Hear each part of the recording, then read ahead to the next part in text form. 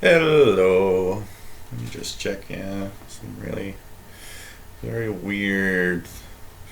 I'll need to find another way to stream. Hey, everybody. Nice to have you here. Looks good on the stream, though. Maybe it's just here that it looks very weird.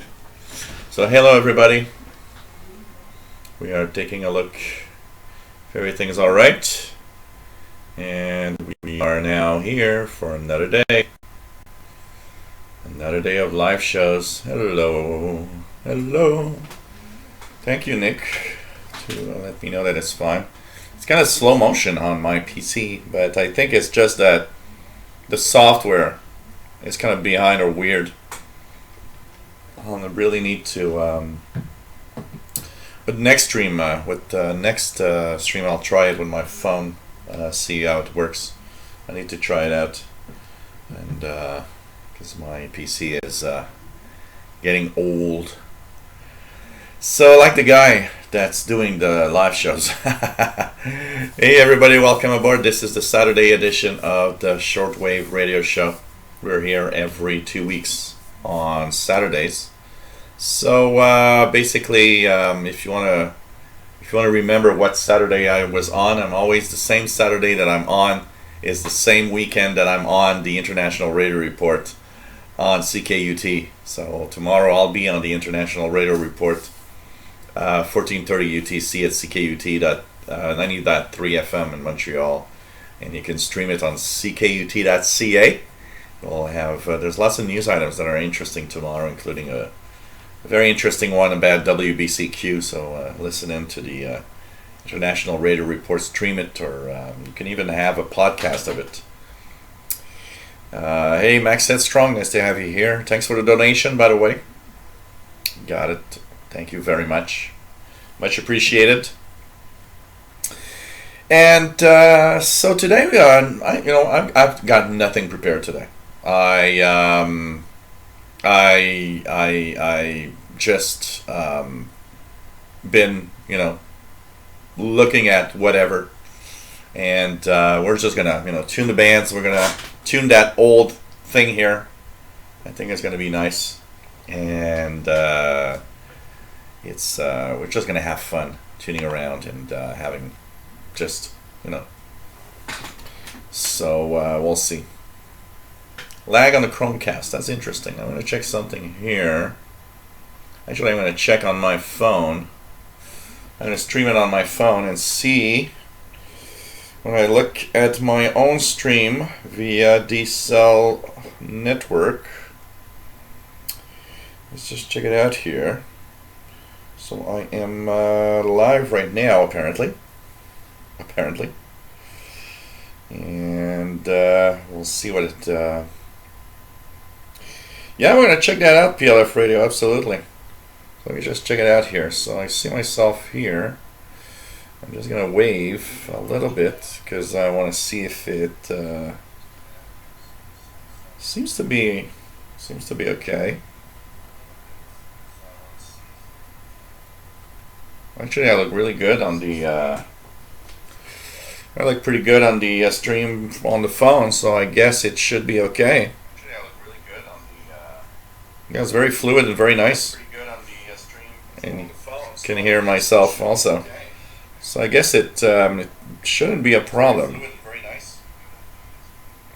Shouldn't be much of a problem, I guess. I don't know. We'll see. So nice to have all of you here. And nice to have you on board. So today we're going to talk about radio. We're going to tune a little bit of that old Grundig here. I set it up so that we can at least tune a little bit and listen to some signals here. And we're going to check it out and tune around the bands also on the SDR with the ephedry. I think it's going to be nice to check that out. Propagation doesn't look that great, I gotta say. So it's I don't know what the indices are. I didn't look at the different indices. Let's see here. Indices. Let's check out what it looks like right now. Solid.net. So if I look at latest indices, K-index is 1, so it shouldn't be too bad. From what I see here, it shouldn't be too bad. So we'll be checking that out and see if it works. So hey everybody, welcome aboard, and hope you enjoyed today's show. I am not on beer today. I am on. This is about a quarter of fruit juice. The rest is Diet 7-Up. But for those that don't know what 7-Up is, it's Diet Sprite. It's kind of. So cheers. No alcohol today. I drank all 6 of my beers yesterday. While tuning the bands, I kind of stayed up to 2:30 a.m. tuning around the bands, and just went away. And I thought, you know what? I took 6 yesterday. No beers today. No alcohol today. Usually what I do is I split them 3 and 3. But sometimes I just slip away when I start. When I listen to the shortwave bands and I start listening into the signals, and propagation was amazing yesterday. I actually heard the buzzer yesterday. I posted a video. It was very weak, but it was there, and it's been such a long time since I've received the buzzer on 4625. I was actually surprised. There was this distorted signal also on 5925 kilohertz. That was kind of 5925. It was kind of weird in Spanish. Also heard the Italian Broadcasting Corporation on IBC on WRMI, and the digital decoding of the MFSK32 signal also.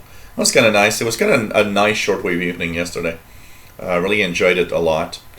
So welcome aboard everybody. Let's try it out here. Some people are mentioning Q1 15140.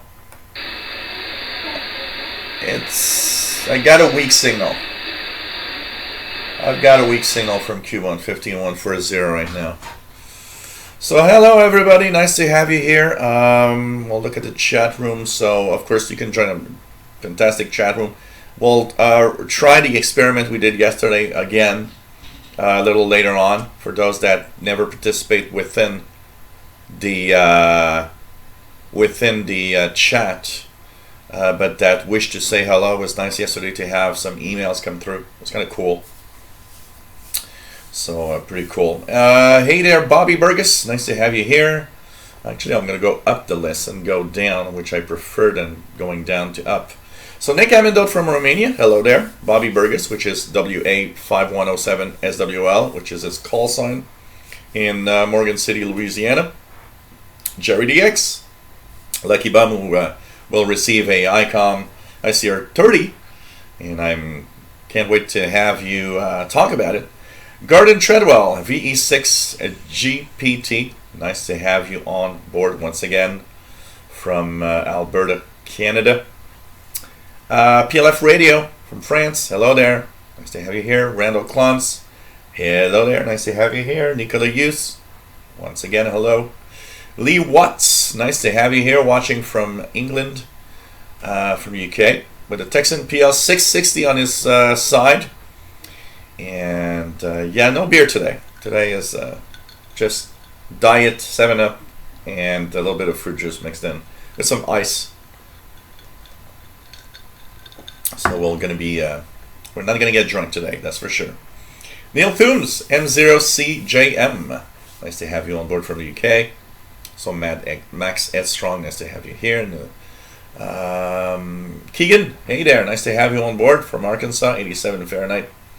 Here it's like about 70, and rain is just starting now. We're going to have some rain through the night and all day Sunday, apparently.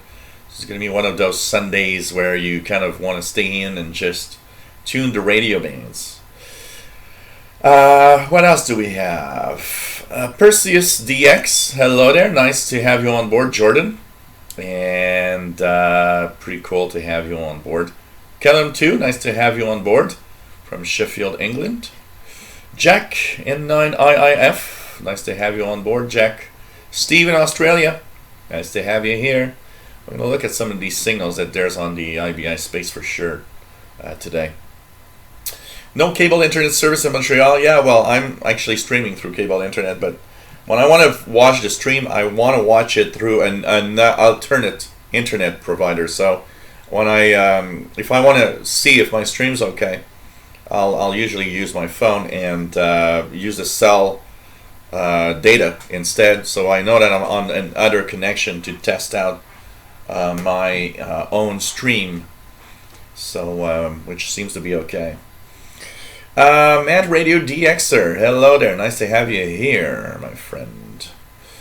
What else? So K index is 1. Yep, absolutely. Carrot juice, Max S. Strong says. May switch to coffee or wine later. Cool. Bobby Burgess did not receive Radio Havana Cuba. Nicola used ice cream for me because I had a small dinner. Fancy something sweet. Cool. Why not? Why not? Richard Cook. Nice to have you here. Perseus DX aspired being reported on a 6920 upper sideband. I did see something about this. Let me just check it out here. Yeah, 6920 right now, apparently. Reported in North America. 6920. Anything close to here? Don't seem to have anything here.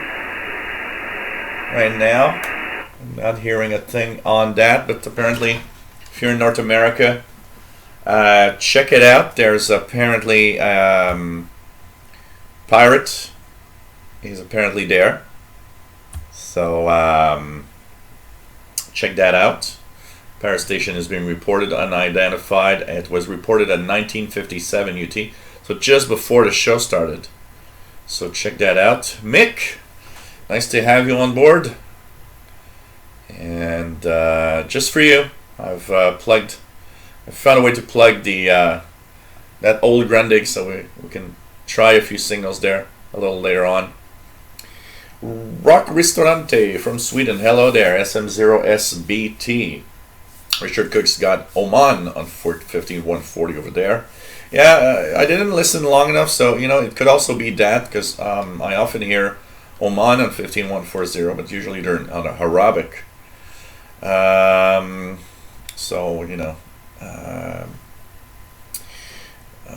What else do we have? Oh yeah, no. Mick, I will not drink anything for the royal couple. PD4AD, nice to have you on board, my friend. Yeah, I'm sure you can't wait for your R30. I'm pretty sure. Southern Illinois San, nice to have you on board, my friend. Calvin, nice to have you here. Jerry's got some Brazilian Pirates on the UHF frequencies, 255.550. Welsh Monitor, nice to have you on board from Wales, and it's pretty cool to have everybody here. What else do we? So Nicola put his antenna back up. Cool. That's nice. Mickey Delmage from Alberta, Canada. Good afternoon. Nice to have you on board. Yeah, I saw that you've been watching W5KUB live stream from Dayton. CIDXers Brent Taylor and Don Moman walk by the camera. Wow, cool. That's cool. Really nice to have all of that. Charles Williams, nice to have you on board. Finally joined one of those early. Yeah, pretty cool. Nikita has the buzzer coming in nicely. And, yep. Zach Antle, nice to have you here. Jerry says, I was listening to your Bush Cousins after the show on 5275. Yeah, but it's summertime. Usually there's a lot of them coming in around 52. It's very wide, I was checking out one day, and I heard like 3 or 4 different. And they were scattered like anywhere from about 50 to 30 all the way up. I've heard one on 5410 or something. It's like, what the hell? There's really scattered, and it's just crazy. And basically, it is interesting because for those that don't know, I guess it's the leftover radios from what was in the past. We had a service that was called Radio Alma Radio, which was a phone patch service. So what's happening is Canada is a really big territory, and here in the province of Quebec, so if you go, more than several hundred kilometers north, you won't have any phone service. Your cell phone won't work, and you're in the middle of the woods. Nothing will work except they had these radios that were using 5 megahertz range. They would call in Alma Radio, which was a service of Bell Canada phone service, and they would phone patch. So what would they do is they would patch a phone call to somebody in a near a lake, maybe in a fishing expedition or camping or whatever, far up in the northern parts of Quebec. But when that left the frequency ranges, we still could hear them, but now it's different. It's two-way radio, basically. It's not a call. So basically, these people started getting these radios, I guess, and using them as, to communicate with their family. But, I don't think it's technically legal. I'm not sure, but I'm kind of wondering about that. I think that is illegal to do such transmissions, but they don't have any call signs, they don't have anything, but they have these radios. So I'm not sure that is legal, but anyways, they usually speak in French because they're Quebec residents, are often a lot of French-speaking Quebec residents. I've heard a few English in there, but I would say 90% of all the communications are French language. And it's kind of interesting. And, I was wondering, I don't know if anybody knows, but so we have that in Quebec, but was there some similar service in different provinces, like Ontario or, I'm curious because I've only heard the ones from Quebec, from the province of Quebec. I've never heard anything from another, province. So I don't know. I would guess maybe there would have been something like that happening in other provinces, but I don't know. Henry Lyles, nice to have you here from Toledo, Ohio. Pretty cool. No, the buzzer is pretty much the same sound. Yesterday I recognized the tone. Seems to be the same. Walsh Monitor. Johan Silkins, nice to have you here. Or Johan Silkins, I don't know how we pronounce it. Also, what do we have? 7285 PLF Radio's got China Radio International really strong. Check that out here. Is it coming right now? We've got some almost inexistent signal from China Radio International. Just trying to see here what signals are coming in. Greece is coming in, 9420.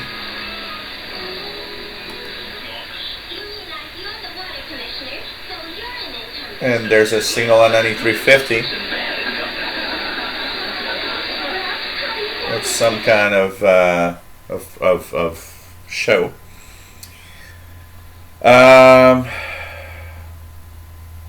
I like your magnifying glass. Oh, that is because I sometimes will do some small electronic repair thingies. I haven't done any in a long time, but having a lamp with a magnifying glass is cool because when you're working on really small items, it's really nice to have a bigger view of what's happening there, especially when it's delicate to play with. So I bought this lamp for that purpose. Not only is it a desk lamp, which is nice, but it also has that good magnifying glass here that I can use in situations where I need to see something really small. Even the other day I was just wanting to attach some wires together, and they were really, really thin wires from a kind of a device that I've got here. And you know what? You just go and put the wires here, and it's like so much easier to kind of take them and attach them together. So I like. It's really really nice for for small electronics work. It's really nice also. FB Lassie, nice to have you here from Oakland, California. Nice to have the regular. Yeah, it's pretty much Quebec Freebanders, Southern Illinois in. Or as Jerry says, Quebec Bush Pirates. Pretty much. I mean, it's from my understanding, it's illegal to do so. They don't have any licenses to do that. They just took the radios and hey, let's talk. And it's like, okay, well, you might interfere with some important stuff. You never know, you know. But hey, no, let's just talk. Apparently, Greece on 9420 says Richard Cook. That's what I was hearing a few minutes ago. Nicholas says Greece coming in as smooth as the keys of my Yamaha DX. Propagation really good apparently. So Nicholas says. Rodrigo Storante says Voice of Korea. Says S7 9875. They're supposed to transmit in English now, but it's Korean. Oh, interesting. Okay. Interesting. I saw the schedule of the 500 kilowatt transmitter from WBCQ, by the way. They actually have registered their schedule with the HFCC for that 500 kilowatt transmitter, which is going to be, oh God, it's horrible. It's actually, the transmitter has been paid for and apparently will be used by a organization that thinks the world is flat. It's a real joke. I can tell you that. I can tell you that. So it's anyways. They've registered 9330 on the 500 kilowatts. But the thing is, they are using 9330 24 hours a day in different languages from that organization that thinks the world is flat. And I don't know, but you know, if you got a 500 kilowatt transmitter, don't you think that if you transmit for different parts of the world, you want to use different frequencies at different times? I mean, they're registered 9330 24 hours and broadcasting to different parts of the world. So it's like, okay, kind of nonsense. So Lee Watts says Morse code training 3881, a lower sideband.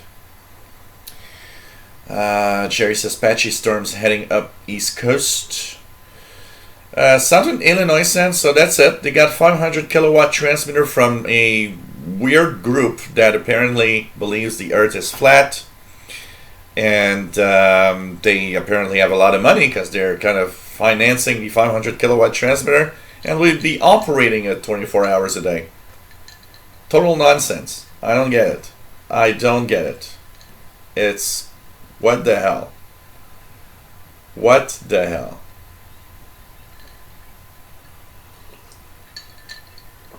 Nicola Hughes says, West Korea barely audible and my S meter is at full sound and they'll understand. That guy that sings airplanes ran a GoFundMe for researching the flat earth and actually got the money. You know, I this is nuts. Hey Richard, nice to have you here. WWVH can be heard along WWV on 15. I barely have WWV here. I tried earlier before the show. Am I hearing it right now? I'm barely seeing a signal off of WWV here. And I heard WWVH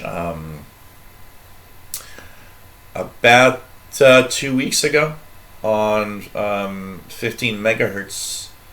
I think it was like local here. So it was about, I don't know, 01, 0200 UT. And I could hear both the male voice and the female voice together, which is kind of always interesting. Edvaldo Lemes, nice to have you here. And the call is PY4001 SWL from Brazil. Nice to have you on board. So Nick Havendout from Romania.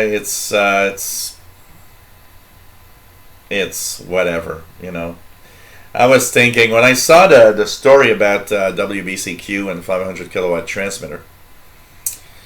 I thought, well, okay, the hell with it. I'm actually doing they're having millions. They have millions of dollars to invest in a 500 kilowatt transmitter and programming. Man, I'm gonna stop doing serious stuff on YouTube and I'm gonna do my own thing. I don't know. I'm gonna pass myself as the first alien to come to Earth. And by the way, the Earth is a cube, not round. It's not a ball. It's a cube. So maybe I should do a YouTube channel about that, and have some crazy idiots believe whatever. I don't know. It's just crazy. Hurricane OM7AHU. Nice to have you here. I'd like to hear some nostalgic words about CB. Do you have some good memories with this band? What it was like in Canada? Welcome aboard, my friend. You know what? I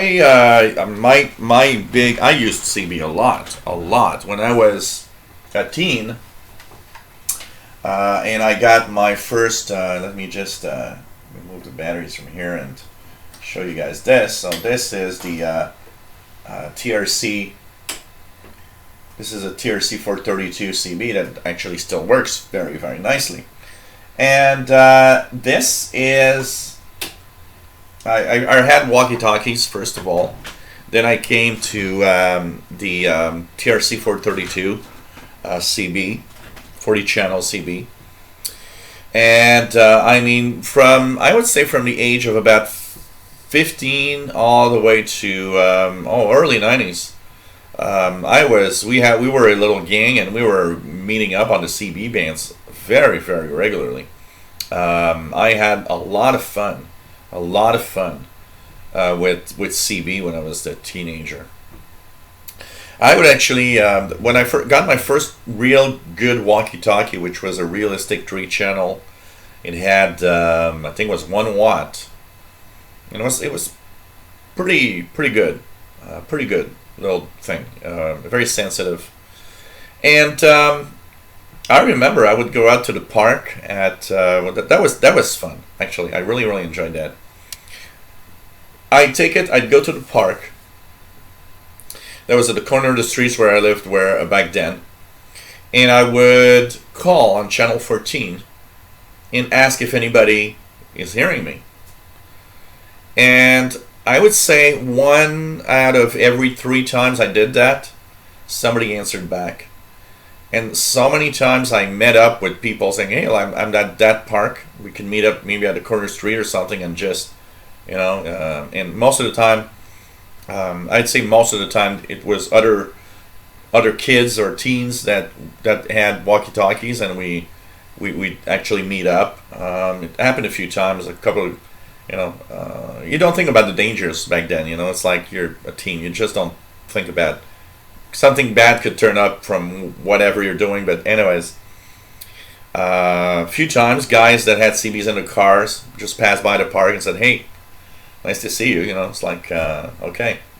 And so anyways, it was just plain fun, and I enjoyed myself a lot with that. That was one of the fun things I liked. I had one of my friends. I was living pretty much in the middle of the street, and one of my friends. I was on the top floor, and one of my friends was on the basement, just at the corner of the street. And we would chat away all evening. We would start talking, like at 8 p.m. We'd just get on the CB and we'd chat away, and we'd look at the time. It's like, hey man, it's 1:30 a.m. and I got school tomorrow. I gotta let's say goodbye, man, because I gotta go to school tomorrow. These are amazingly cool memories that I have from the CB band from that period of time. Honestly, enjoyed myself a lot with the CB band, and it's because I don't have anybody. Because honestly, I would I would fire up my CB again and chat away. Fastload that you guys see from time to time in the chat room has a CB, but we've tried a few times to communicate. Didn't work. He's kind of downhill, so it's kind of making it difficult for his signal to reach me, or for mine to reach him. It's not like being, and he's about probably 4 or 5 kilometers away. More than that, he's maybe 5 or 6 kilometers away from me through the north. Well, it's raining now. We're in for a radio evening with the rain falling outside and everything. But it is nice to see the trees green. So anyways, I had a lot of fun with that. And I'd say my CB stopped somewhere. And when I went to college, when I was 17, 18, through college and the first, and having jobs, so it's like I didn't have a lot of time anymore. Plus, you get older, so things change. You meet people, you go out to bars, and you have a different life suddenly. It's like things are changing from your teenage years, and at some point I just stopped using the CB, and it's still there, but I gotta say, apart from turning it on and tuning the 40 channels to see if there's something on, I'd say the number one use of my CB here is just turning it on to channel 6 to see if there's sporadic E-skip or there's any E-skip happening. But honestly, I would love to have a chat on the CB bands in the evening. I'd love to do that again. And today you can't really, things have changed. Today people use the little FRS or GMRS walkie-talkies, the UHF ones, that honestly do perform quite well compared to those old walkie-talkies from the CB channels. And but boy, there was so much activity back then.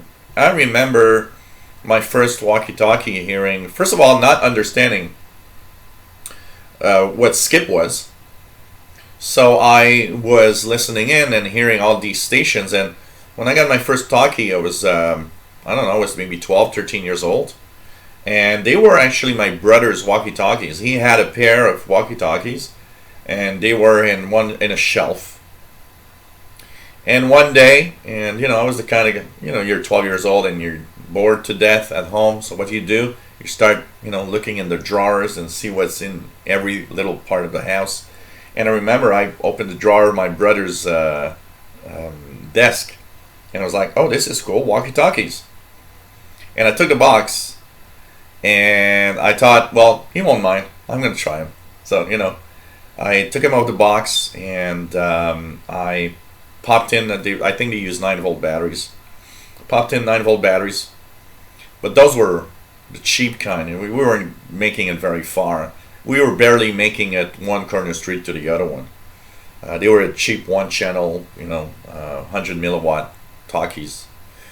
Then I got Fanon, Fanon, I think. They were they looked like a book. They were rounded on one side, and like a closed book. And there's a metal plate on the side with a red button. You could do Morse code also with it. And there's actually a Morse code chart on the talkie itself. So you could put it in a tone mode and do Morse code, or you would use voice mode. These had 3 channels and were more sensitive than the ones that I had before. So those were actually better. And we were actually talking to each other at a much greater distance.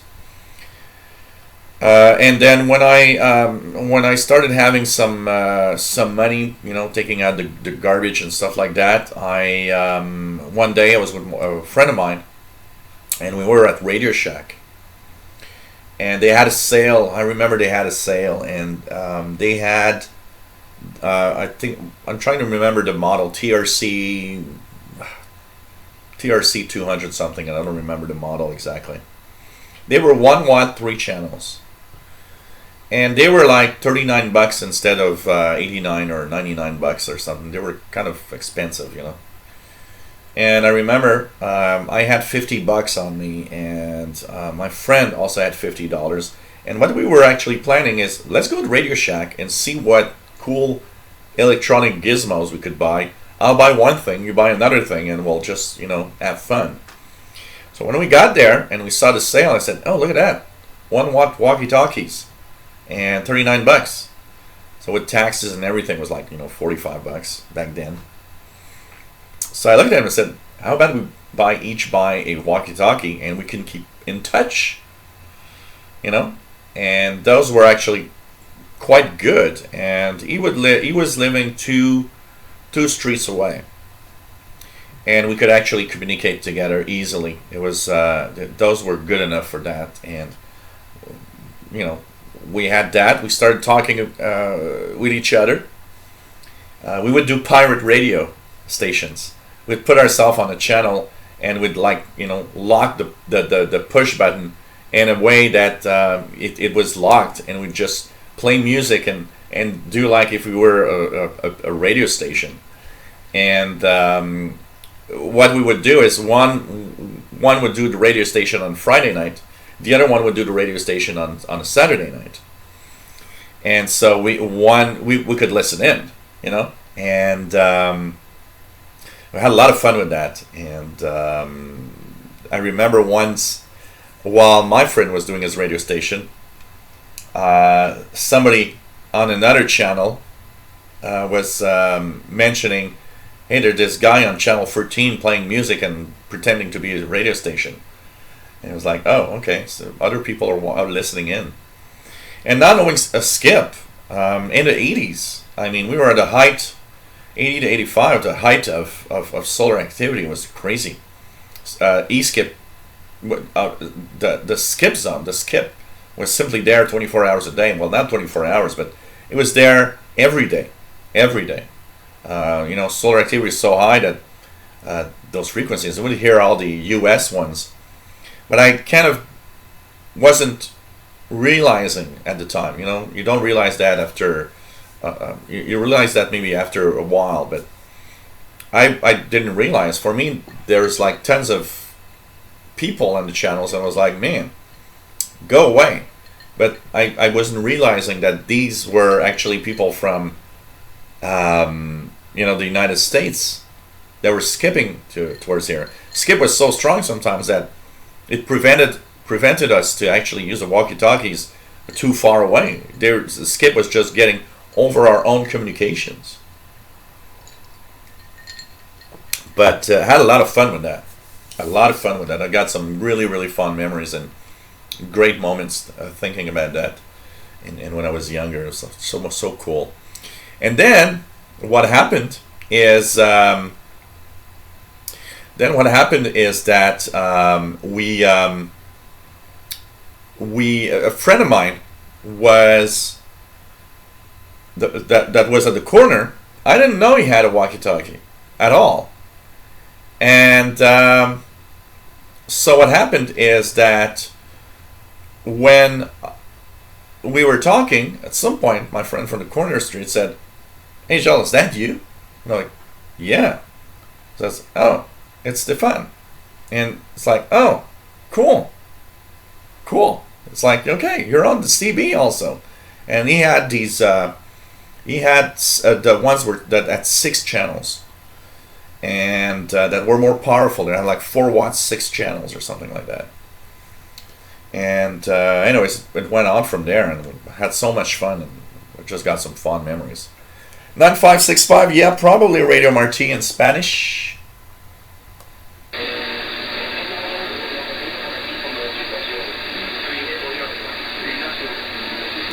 I'm not getting very strong signals today. Yeah, it's true. North Korea moved its time to align itself with South Korea, so the schedules are 30 minutes off, something like that. So maybe that's why it was not the language wasn't okay on Voice of Korea. Richard Cook's got Voice of Korea on 12015 in Korean.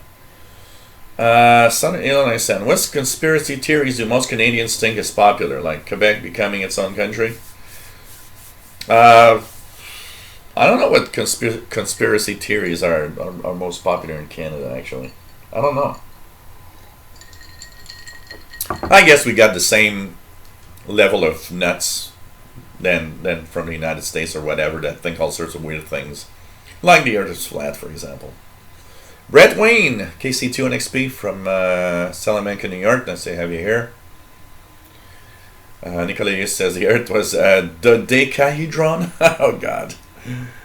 Rich, you should try placing your DSP before your SDR speakers. Might clean up some of the hash and noise. Yeah, but you know what, Rich? What the reason why I haven't done so also is because you can actually go play with the audio filters within the HDSDR software, which means there's kind of a more, you know. I think it's actually better than using that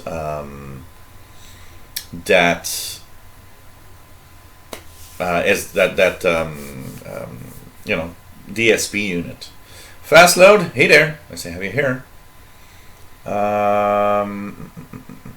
Lee Watts says, I recently discovered Voice of the Reported Week broadcast. What an interesting guy he is. What do you think of the show? Oh, very interesting. I like Voice of the Reported Week. It's kind of a casual, non-pretentious, anything goes, and plays good music. He actually mentioned me in one of his shows, and actually, I posted a video of Voice of the Reported Week month and a half ago, and he actually tweeted to me, "Oh wow, thanks for the video, and by the way, I'm a big fan of your live shows also." It was like, "Oh, this is so cool." He actually came in the chat a couple of weeks back, checking in, and I do enjoy Voice of Reporter Week. It's very interesting. I actually listened to it Thursday night. I saw somebody mentioning how it was on, and I was like, "Oh yeah, Voice of Reporter Week." Tune in 5850 kilohertz WRMI at 0100, and he was there. I listened to the broadcast. I kind of like that. It's kind of interesting, you know. Fastload, his first CB as a kid was a Coleco CB40. Wow, I didn't even know Coleco made CBs. What is the difference between digital and analog signal? Well, first of all, on radio, if we talk about radio is an analog thing.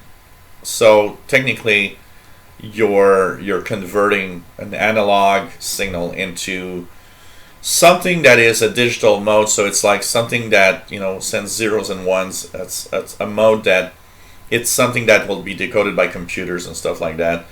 But technically, at the most basics, it's still an analog signal because you're transmitting with a good old, you know, analog transmitter. But you're just transmitting tones or different signals that actually can be decoded using computers. So a digital signal is actually an analog signal, but the information there is you know, sent and received by computers most of the time. How old are you, Nicola? Dave Tott, hey there. My interest in radio says started at CB. Really only talked single sideband, did a lot of DXing as 9 Alpha Tango 113 in the 80s and 90s. Got a bit over 150 countries confirmed QSL. Wow, this is nice. Nice. Hey, Dexfire74, nice to have you here. Thank you. Pretty cool. What else do we have?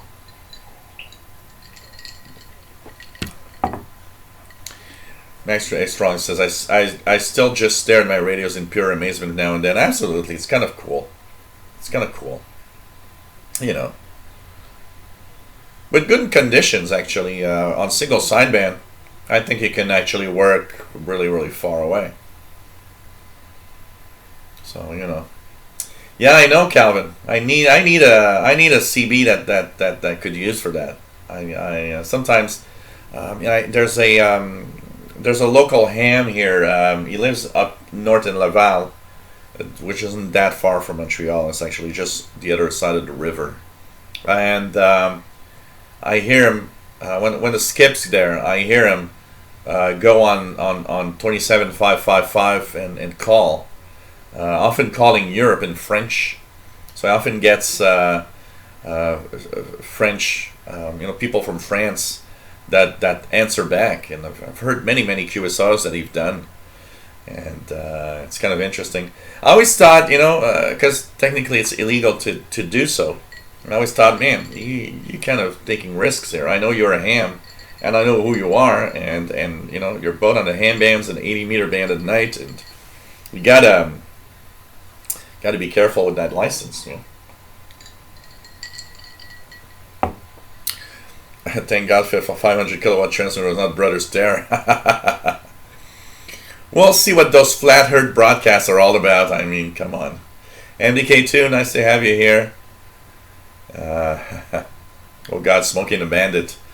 That was the time where CB radio was at the max. Absolutely.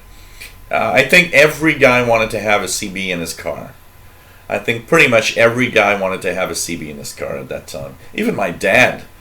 My dad had a 40-channel CB installed in his car in 81, 82, something like that. He wanted to have a CB in his car. Everybody wanted to have a CB in their car as well. Guys. Mostly guys. But just crazy. It's just totally nuts.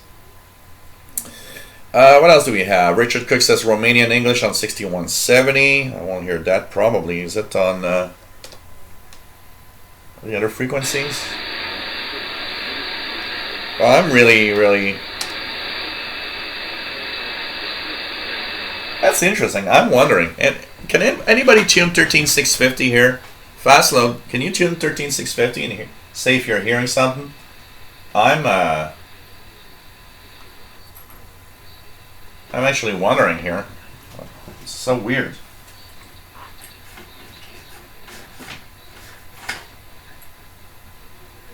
I'm wondering if I'm okay.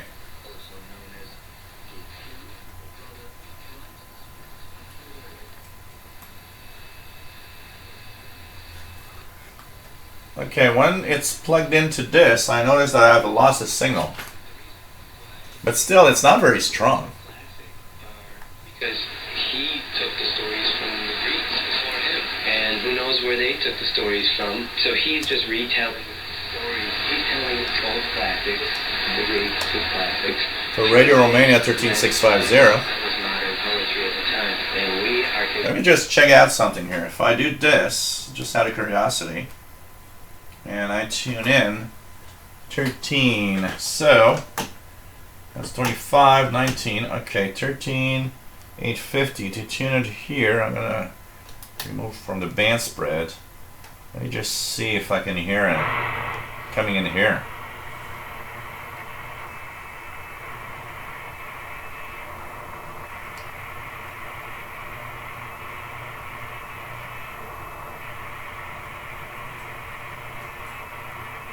There's something weird. Okay, kind of interesting here.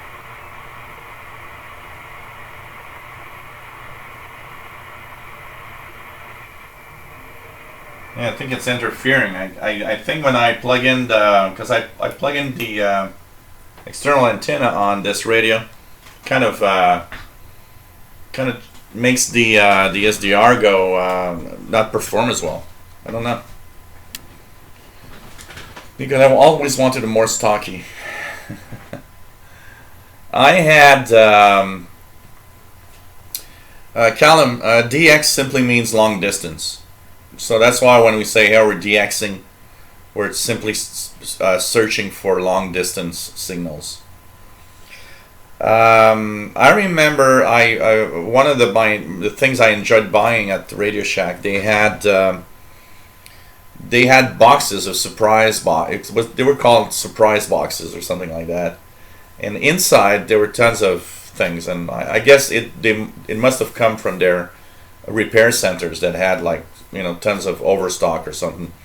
So they actually put tons of things in a little cardboard box, And I'm trying to remember, I think they cost $10 or something like that back then. You'd buy one, and you never never knew what's inside. Never. So I remember I bought several of those, and I remember one had a small transmitter for 27145, which is a radio controlled frequency, radio controlled toys. And I remember I had hooked it up to my 100 feet long wire that I was using for shortwave. And I was calling my friend and said, "Hey man, can you tune around 27145? I'm sending Morse code." And I had hooked it up so that this little circuit, it was actually hooked up to my Commodore computer back then with a relay. And I could trigger a relay with the Commodore computer.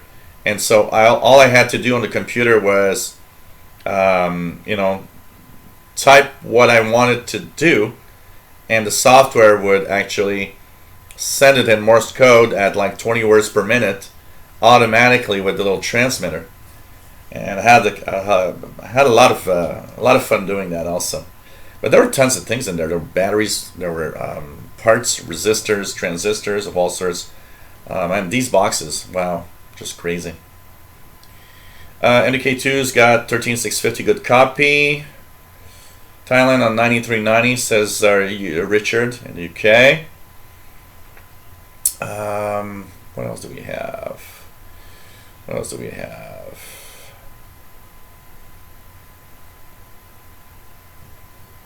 What else do we have?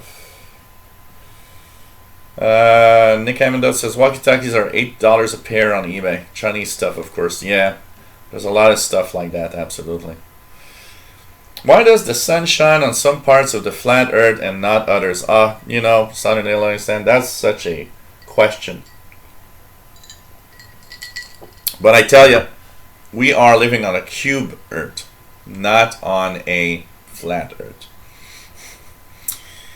Analog X1 says analog signal. Dax Farrer says digital signal. Radio Hobbyist, nice to have you on board. David in Barcelona, nice to have you here. And Calvin says pick up second-hand HF rig, 100 watts out of the box, and you can listen to shortwave. Yeah, I know. Oh, really? In Ireland, it's not illegal. Here, it's illegal to be. It's illegal to be broadcasting on these frequencies. Technically, they're not. You're out of band. You should stay within. For the purpose of 27 megahertz, you have to transmit within the 40 channels of the CB band. So nice to have you on board, David in Barcelona. Yeah, being a pirate is always a risk. Absolutely. I gotta say.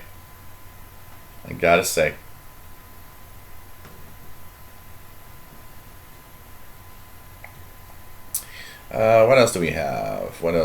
Let's go down.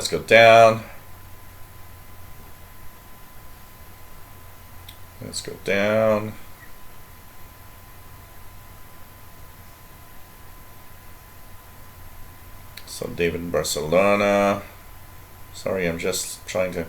PLF Radio, does each truck drivers have a CB in their truck? I know a lot of truck drivers do have CBs. It seems to be something that a lot of truck drivers still have. Every truck driver, that I'm not sure. But, Max S. Strong, how accurate do you think FCC's long distance HF triangulation is? On the HF bands, if you calculate, and if we look at what is HF, you got an idea of where it is from, but you're not gonna. I don't think you can pinpoint up to within 100 meters of where they are.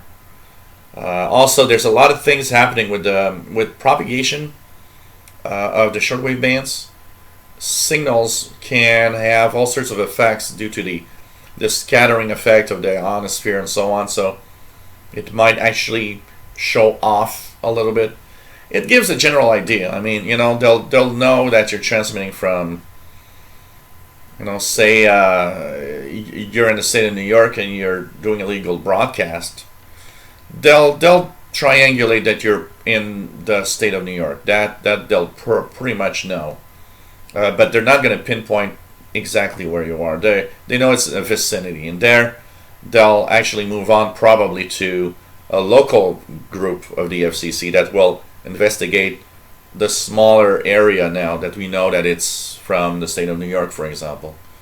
But I don't think I don't think it's accurate where you exactly know where it is. But I could be wrong, and it could be much more accurate than I think. But I would say they know a general vicinity, but not. They're not going to know your corner street. But if you are within an area, so for example, if you're counting a signal from, say you're in New York, city of New York, and the FCC is in the city of New York, that can be very precise. They can easily find where you are from just, moving around and examining the pattern of the signals using directional antennas, all of that.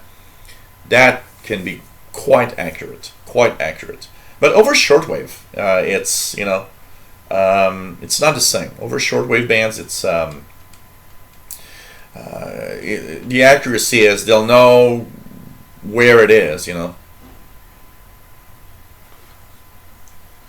So Max says wrong. Richard Cook, Rich in Atlanta says 13650, very clear. Neil Toombs says not a great signal, but here's something on 13650. Keegan says S5 out of 5. 13650. Is S5 in Salamanca? So I don't know. It's probably gone now, but I'm wondering. I've been wondering today if my antenna doesn't have a problem, because I've kind of wondering. So this is Saudi Arabia, 11820. Okay, let's try that. Let me just go to the 25 meter band and plug it in temporarily here. 25 meters.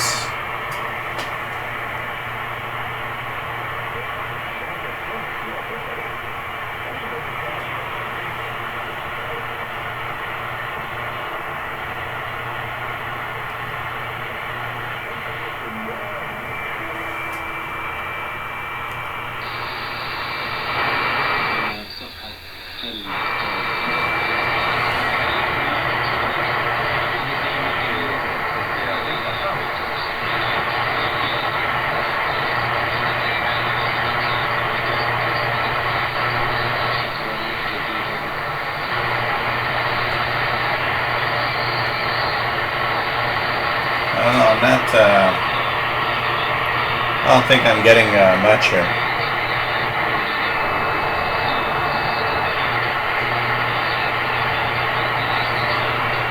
My setup is not perfect, so kind of having a little difficulty probably getting the signals that I hear over here, because it's pretty strong. It's Saudi Arabia 11820. And I was hearing it a little earlier here, so I don't know. Something weird. Randall Clons, nice to have you here. Rock Restaurante says S7 in Stockholm. Pretty cool. Vianney Arsenault, hello there. Fastload says not much at 13650. So okay, it might be that here in Montreal it was not very strong, because I was hearing it, but it wasn't very strong. 11820, Saudi Arabia is coming in. That one's pretty good. 11820, Saudi Arabia is really strong. Welsh Monitor says 13650 is 9 plus. Okay. Good music, hey there. 13650 coming in good in New Hampshire. Cool. Pretty cool. Randall Clons is from Chicagoland.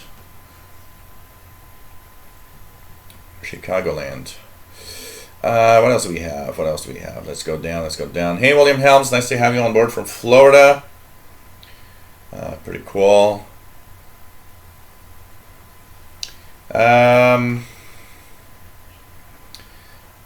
Hurricane OM7AHU says in Slovakia, CB today isn't so popular how it was. But when is a contest on CB, it's like a Christmas day. For example, next week's going to be the big Czechoslovak contest. I mean, not miss. You know, here it's we don't have CB. Not from what I know, we don't have CB. CB contests, from what I know, but CB is very quiet today. Very, very quiet. If we turn around the CB bands, the only thing that I hear lately, there's like a little gang of 4 or 5 guys hanging on 27165 lower sideband and chatting all night, and they seem to have a lot of fun. I believe that's channel 16, if I'm not mistaken. And they seem to have fun, you know, chatting away in the evening. But apart from that, it's very quiet. A little bit of you know, channel 10 will have some truckers. Channel 19, I believe, or 20 also.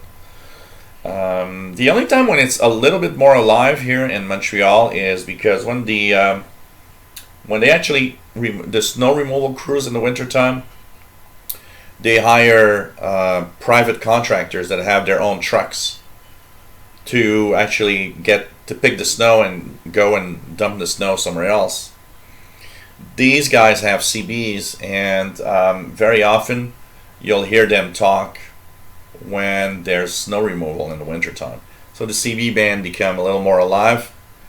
So when we have big snowstorms, when they start removing the snow from the streets, usually there's more activity. But it lasts while they're removing the snow, and then it's gone again. Acid Glitch Racing, I can't get anything on 4625 at this time. Not at this time. I heard the buzzer last night.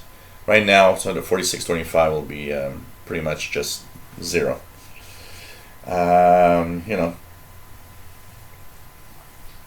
What else do we have? Brett Wayne says, I have a CB in my truck at work and a ham radio in my truck.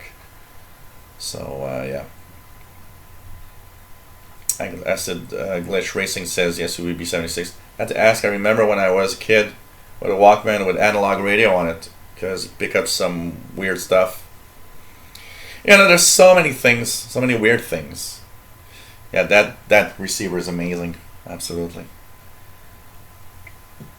I don't have a lot of stations. I do get a lot of stations from the US, but I haven't had... I heard WWCR 13845. Nicola, try 13845. For sure.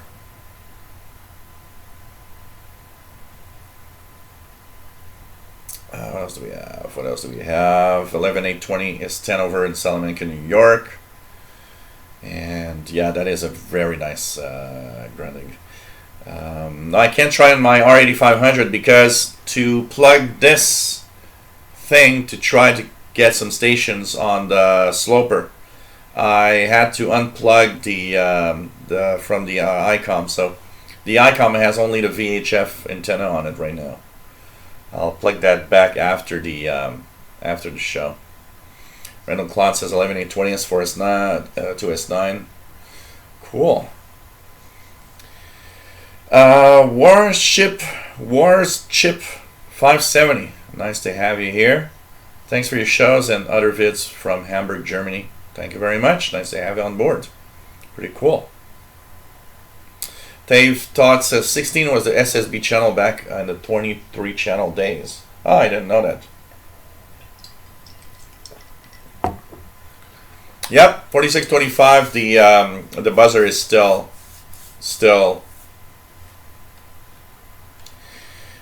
Charles Williams, Joel, do you let batteries run all the way down before replacing them, or do you change them when they're low?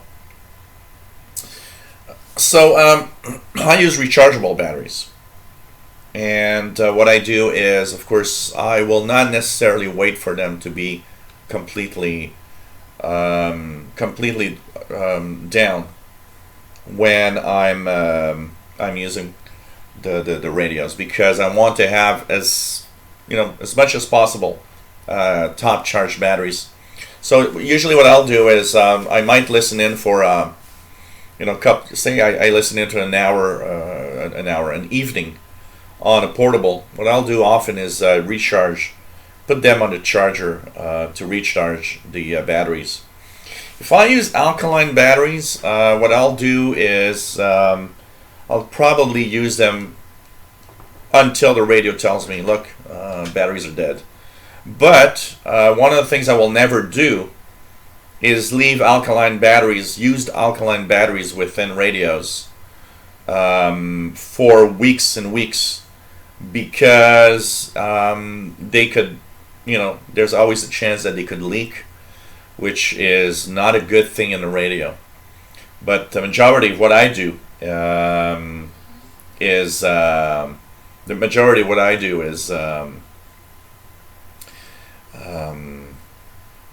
basically rechargeable batteries. So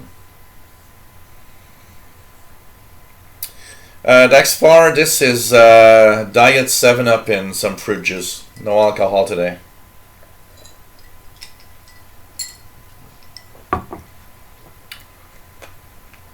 Max Headstrong switching to coffee. Richard says you could get Voice of Korea 15245. It's almost a daytime pad. Not really, Richard, because it's I believe it's for Europe. That means they're broadcasting towards you, and that also means that it's going through a darkness pad, and not necessarily also getting into my vicinity or area. If I go to 15245, there's not even a peep of a signal on 15245 at all.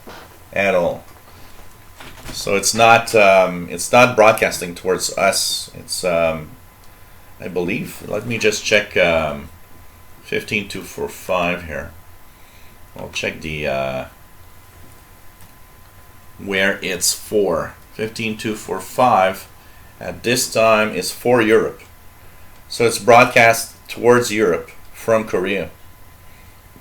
Meaning that since we're not in the target area, it makes it difficult already to receive a signal. And it's broadcast in such a way that it's pretty much impossible probably for us here. There's a lot of different little things that make propagation of signals be good or bad, and even and lately even the Voice of Korea transmissions to North America have been difficult to receive, honestly. Next far is drinking white wine. Cool. And so you're watching the Shortwave show. Hope you're enjoying our show today. I'll send out that little the same message as yesterday. So we had quite a few people check in yesterday that way.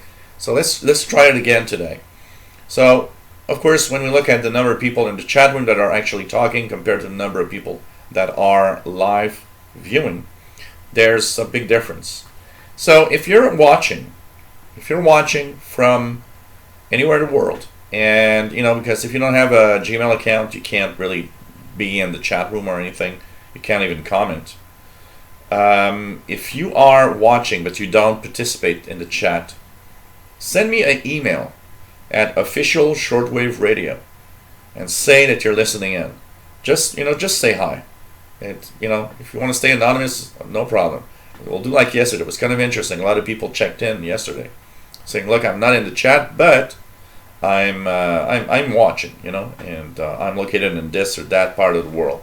So official Shortwave Radio at gmail.com, and send me a little hi. Tell me where you are from, and I'm going to check it out in a few minutes and see who actually checked in. We're already past an hour in the show. I mean, well, I'm blabbing my way around. Really crazy. So, take care, Nicola. Okay. There's a few things that was interesting. I was looking at the EIBI space list of frequencies. Anybody that looks at that list, EIBISpace.de. One of the things that you notice is that when you start looking at, for example, by hour, look at the 24-hour period time. They have a lot of signals that are 0 to 24. And it's just interesting because there's a lot of unusual stuff in here. Hey, Brandon Sexton, nice to have you here. Cool. Thanks for the nice comments. And we'll try to, of course, nice to have the nice comments.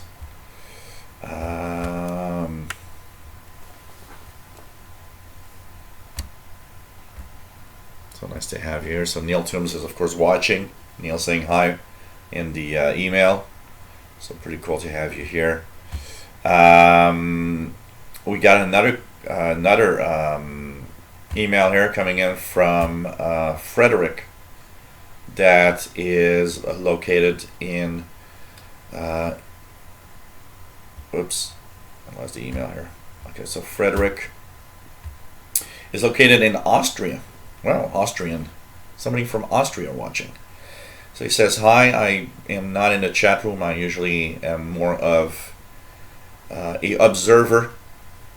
I love what you do. Been watching for a while now, and then mostly on Fridays. He says that he's watching. And he says that just continue the great work. Really, really a lot of fun to watch your shows. Thanks for all you do. Well, thank you very much, Frederick, in Austria. Yeah. So, hey, if you're watching, but you're not in the chat, say hi. Kind of nice to... And cheers. No alcohol today. Okay. So, as I was saying, on the EIBISpace.de's list, you start looking at the signals that are 24-hour signals, and you start seeing a lot of things. A lot of things in there. So, there's some really, really unusual stuff. So there's like, various military feet of all sorts. And vomits and things that I've, I don't know. For example, at every hour at 25th and 35th minutes, apparently there's a vomit from Argentina, 8952. 8952, upper sideband. 16150. Some feeds from different stations. Feeders from various programs and various stations in upper sideband. I actually heard one of those feeds on 13 megahertz. So it's like 13.31 something. 313 or something. 316. I actually have a video. If you guys look through my videos, it's a couple of years back. I have one of the videos where I actually am receiving some Spanish language thing on 13.316 or something. I'm not totally sure the frequency, by the way, so don't quote me on the frequency. And I remember posting that to the DXLD, DX Listening Digest group. And Glenn Hauser saying, yeah, you're hearing something from Argentina probably. There are some feeds, it's irregular feeds. So it's like you can tune there and not hear a thing. And someday you'll tune that frequency and you'll hear something. So depending on, what transmissions, it's like, they're like studio to transmitter feeds or stuff like that actually use the shortwave frequencies. So there's a lot of them scattered all over the bands, and a lot of them from South America, by the way.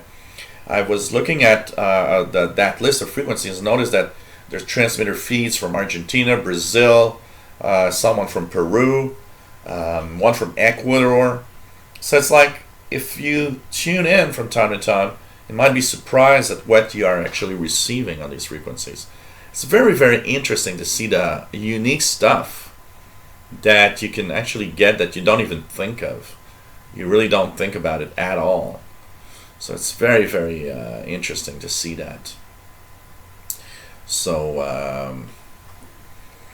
anything very strong, right, to test the DX302? Well, you don't need to have something very strong to test the DX302, but just try 13845. It's not super strong though. 13845. Anything else? Let me just check it out here. Let's check out. Well, you should hear Cuba 11860. Try 11860 fast load. That's radio of Anti-Cuba, and it's actually packing a good signal. It's very distorted though, so if you see it distorted, it's not your radio. It's Cuba. But 11860 should come in on a DX302 if you have a decent antenna, and don't need. And remember, fast load.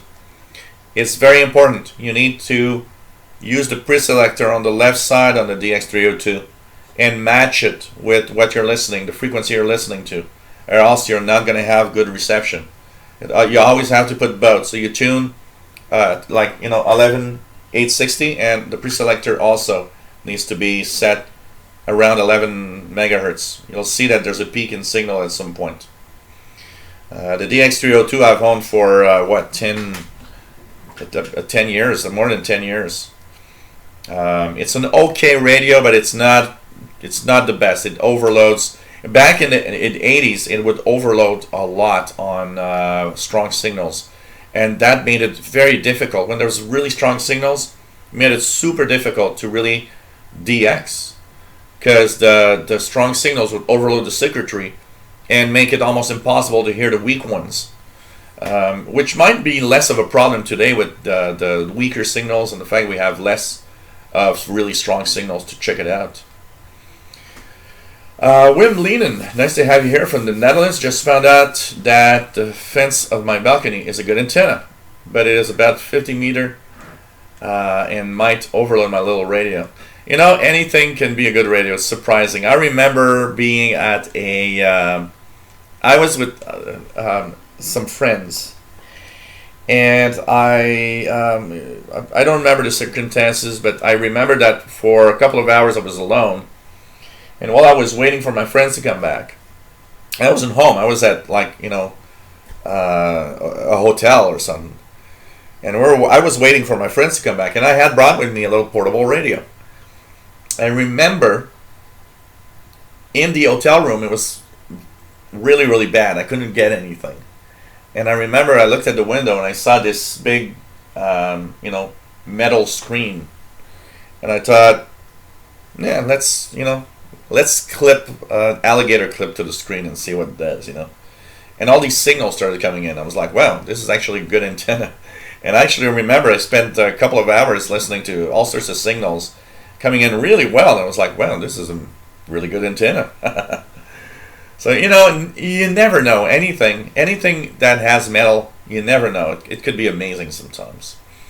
Hey, Joshua, nice to have you here. Joshua Gosnell, nice to have you on board. And on trip with my Greenville. SWL 60 North, nice to have you here from Stockholm in Sweden. Nice to have you here. Yep, 11820 is also another one, absolutely, for Saudi Arabia. Mark H, hey, nice to have you here. Nice to have you here. Richard says, when I try 11680, as that's a non-directional transmission. Yeah, but non-directional also means much weaker signals in general. I've got nothing on 11680.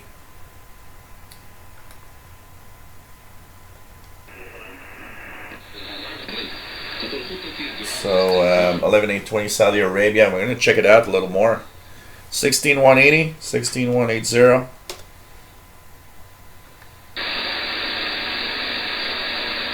Very weak. I see the line of the signal, but it's very, very weak. 16180. Joshua Gosnell says, Andersonville, North Carolina, no radio with me, bored in motel. You always need a radio, Joshua. Always need a radio. Always need a radio. Tune in SDR, an online SDR, or watch the show. Joshua says, did a mod on the RTL SDR. Now I can pick up HF without up converter. Not best, but I got my taste of service on HF. You know, somebody was telling me that you could. There was that driver. You change the driver for the or file, a DLL file, and you have HF coverage on RTL SDR without a mod. Absolutely. I need to try it out, see how it works. For sure. What else do we have? Arundel, OK87. Hello there. PLF Radio. Does Radio Havana Cuba talk about the airplane crash?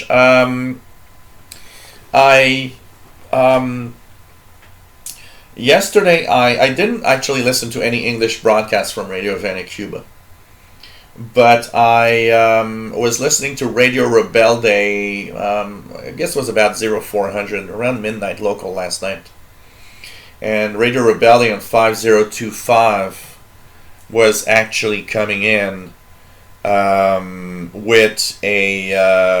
I could definitely hear in Spanish that they were talking about the plane crash through there. I would guess Radio Havana Cuba probably is talking about the airplane crash for sure. But I didn't listen to any English language transmissions from Radio Havana Cuba. Brett Wayne says 11860 is 20 over in Salamanca, New York. Pretty cool. Johnny DXer, nice to have you here. Pretty cool. Pretty cool. What else do we have? You take care, MDK2. Always nice to have you on board. By the way, for anybody that is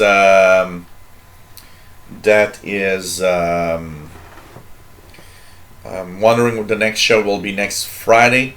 So this coming Friday will be the last Friday of the month of May. And because it's the last Friday, Friday, May 25th, it's going to be the VHF UHF show, which should have happened in the past 2 months, but didn't for some reasons, all sorts of reasons. So hopefully this time we're going to do that. I was thinking of maybe looking at, a little bit of doing like a little bit of SDRs and stuff like that, checking out how you can cheaply listen to the VHF UHF range. And of course we'll tune in the ICOM on the ranges for sure. So this coming Friday, May 25th, 2000 hours UTC, it's going to be the VHF UHF show. So hope you enjoyed that for sure. Super 20 Dan says DX302 a pain to use. Mine overloads so much I have to detune it, and it works better detuned. Reach selectors, some of it stops overloading as much. You know, when I got the DX302, and of course I was... So, okay, whoops, I moved the camera. Hope it's not all too much out. That's okay. So when I got my DX302, I had the DX100, so that's the first radio I've got ever, right here on top. I got my DX302, I guess, in 1984. Something like 1984. Wade Spencer, hello there, nice to have you here.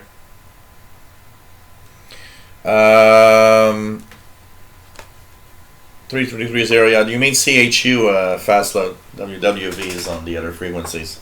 You mean CHU Canada 3330. I got the DX302 in 1984, something like that. And it was a big change because it was better than my DX100 on some respect. Single sideband tuning was actually decent because it didn't drift too much. It actually was drifting, but it was stable enough that you weren't you didn't have to readjust every 30 seconds. You could let it when it was warm, you could leave it several minutes I am hearing the Cuban Lady very weakly, but it's there on 16180. Cuban Lady's there.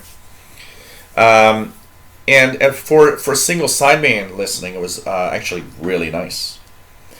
But when I started using it, I remember once, and that's when I noticed, actually, because I didn't know that the overload was so bad on the DX302. I noticed it was because I was waiting for Radio New Zealand one morning, because I had never heard Radio New Zealand, and I guess they were in 84, 85. And they were in the morning, and still remember it was like on 6100 49 meter band, something like that in the mornings. Local morning here, so it was like, maybe 1200 UTC.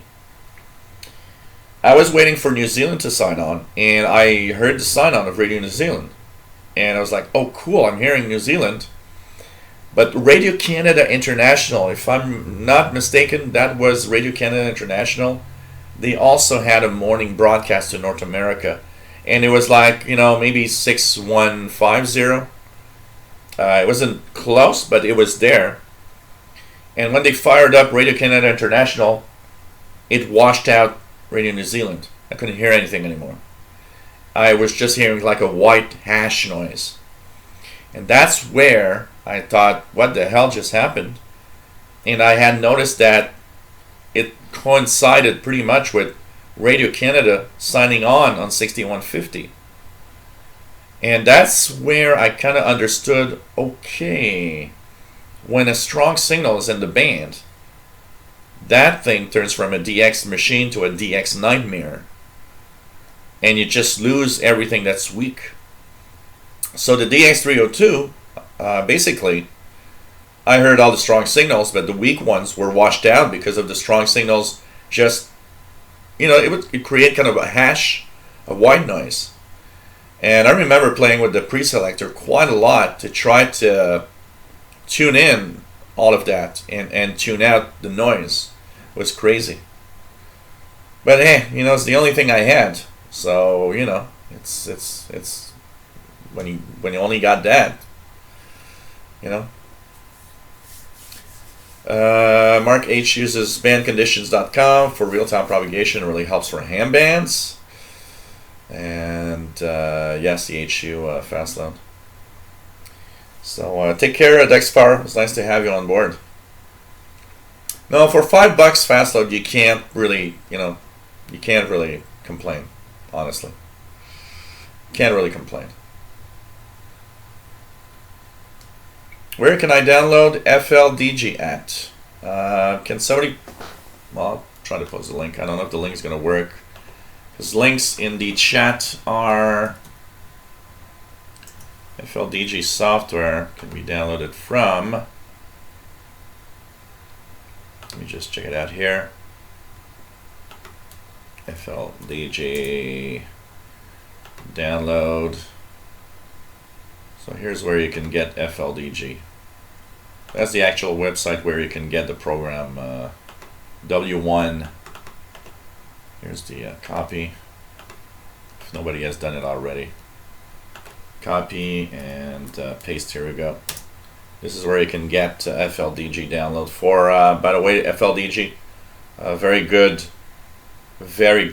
software for digital mode decoding, and it's available for Mac, for Linux, for Windows, and it's a great piece of software. Charles Williams getting the numbers lady on this PL380 here in San Diego. Cool. That's a nice catch. That's kind of fun. And yeah, Radio New Zealand is at 13840. I don't think I'll hear that, but let's check it out just for the fun of it. 13840. Nope.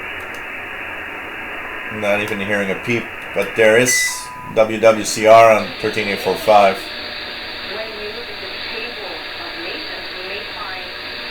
Signals are kind of weak tonight. I don't know. I need to check something with my stuff. I can tell you that. Hey, Cosmic Lettuce. Nice to have you on board. 10 seconds delay. Cool. Nice to have you here. And And sorry, yesterday I kind of had to go pretty much halfway during your show. But always enjoy your astronomy stuff. Really, really interesting. No problem, Kevin Y. Todderbert, nice to have you here from suburbs of Chicago, Illinois. So what else do we have? Oh, you ranted. Oh, darn. I missed that. I missed that famous moment of ranting. I was listening in and I got distracted by something, and what I knew is I missed a big chunk of your show at some point.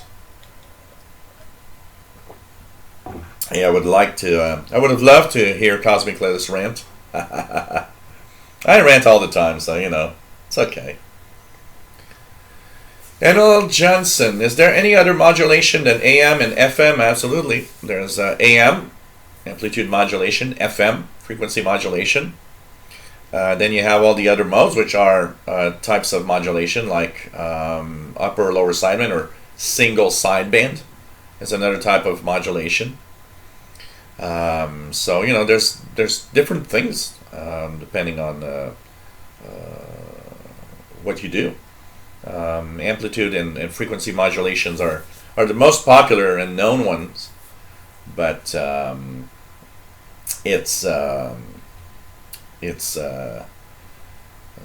there's other things. There's all sorts of different modulation types. Everything from CW, Morse code, single sideband, and if you look at if you just search on the internet, radio modulation types, you'll see tons of variations of different modulation types. Even AM, amplitude modulation, and frequency modulation have, within the large spectrum of what they are, variations. There are different types of modulations, things that have changed in there that actually make that modulation different depending on what you want to listen to. So I believe there's a piece of software for that, the HM01 digital stuff. It kind of sends some kind of, I don't know what. We need to set up a rental service. Rent a rant. Oh, I like that. Let's rent a rant. I like that. Johnny the Extra says Radio Saudi coming in clearly on 11/8/20.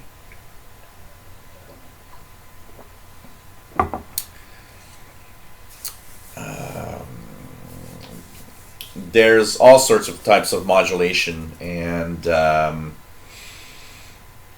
not the most knowledgeable in the different types of modulation, but there's a lot of stuff, and there's different categories and phase. I'm pretty sure I've read something. There's something about phase modulation. There's all sorts of ways that you can send a signal, and maybe we should. That could be an interesting lookup for me, and learning a little more about the different modulation types for radio signals. And there's all sorts of things, like digital modes. A lot of them use a modulation type that's called FSK, which is frequency shift keying. Basically, a lot of digital signals do a modulation type that's frequency shift keying. It's just shifting slightly the frequency in order for your receiver to have different tones. Or it could be a rant for rent. I'd be good at that. Actually, I would sell my services as a rant for rent. So anybody who wants me to rant about a subject, okay, here's a donation. Just rant about the royal wedding, for example. I'll be really good at it too. If you want me to rant about something, I can tell you that. Just donation plus beer money, so that because I'm better at ranting when I'm drunk than I am when I'm not drunk. Still, I'm a pretty good ranter in general. Take care, PLF Radio. Nice to have you on board as usual. So there's all sorts of different things, anyways.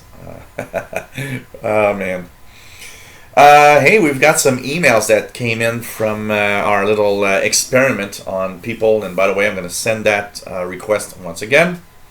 If you are watching the feed and you are not in the chat room, say hi, say a little something. You know, you doesn't have to be very long. You can just say, hey, hi, I'm from this part of the world, love your show or hate your show, whatever, you know.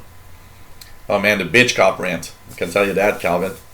That bitch cop. Oh man. That can get me going. I can tell you that. So, anyways, if you're watching, you are not in the chat room or anywhere, send me a little email at officialshortwaveradio@gmail.com. Officialshortwaveradio@gmail.com. Say hi and tell us where you're from. I'm curious to see. So we've got a few here that have come in. So, okay, the first one that came in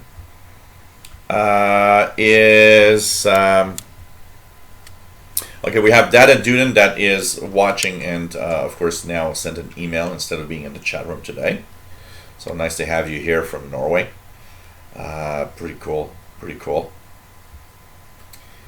Nice to have you here. We have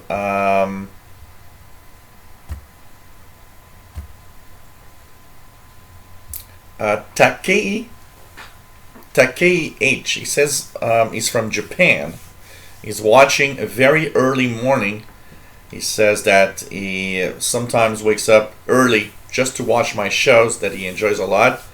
He is using a Japan NRD535 receiver and loves DXing signals from around the world. He also is member of the Japanese Shortwave Club, and he says that he's having a lot of fun with radio. Loves my shows, my videos, and he says that he has learned a lot from watching some of my videos about some of the technical aspects of his radio receiving. He's been listening for more than 20 years and loves to turn on the radio.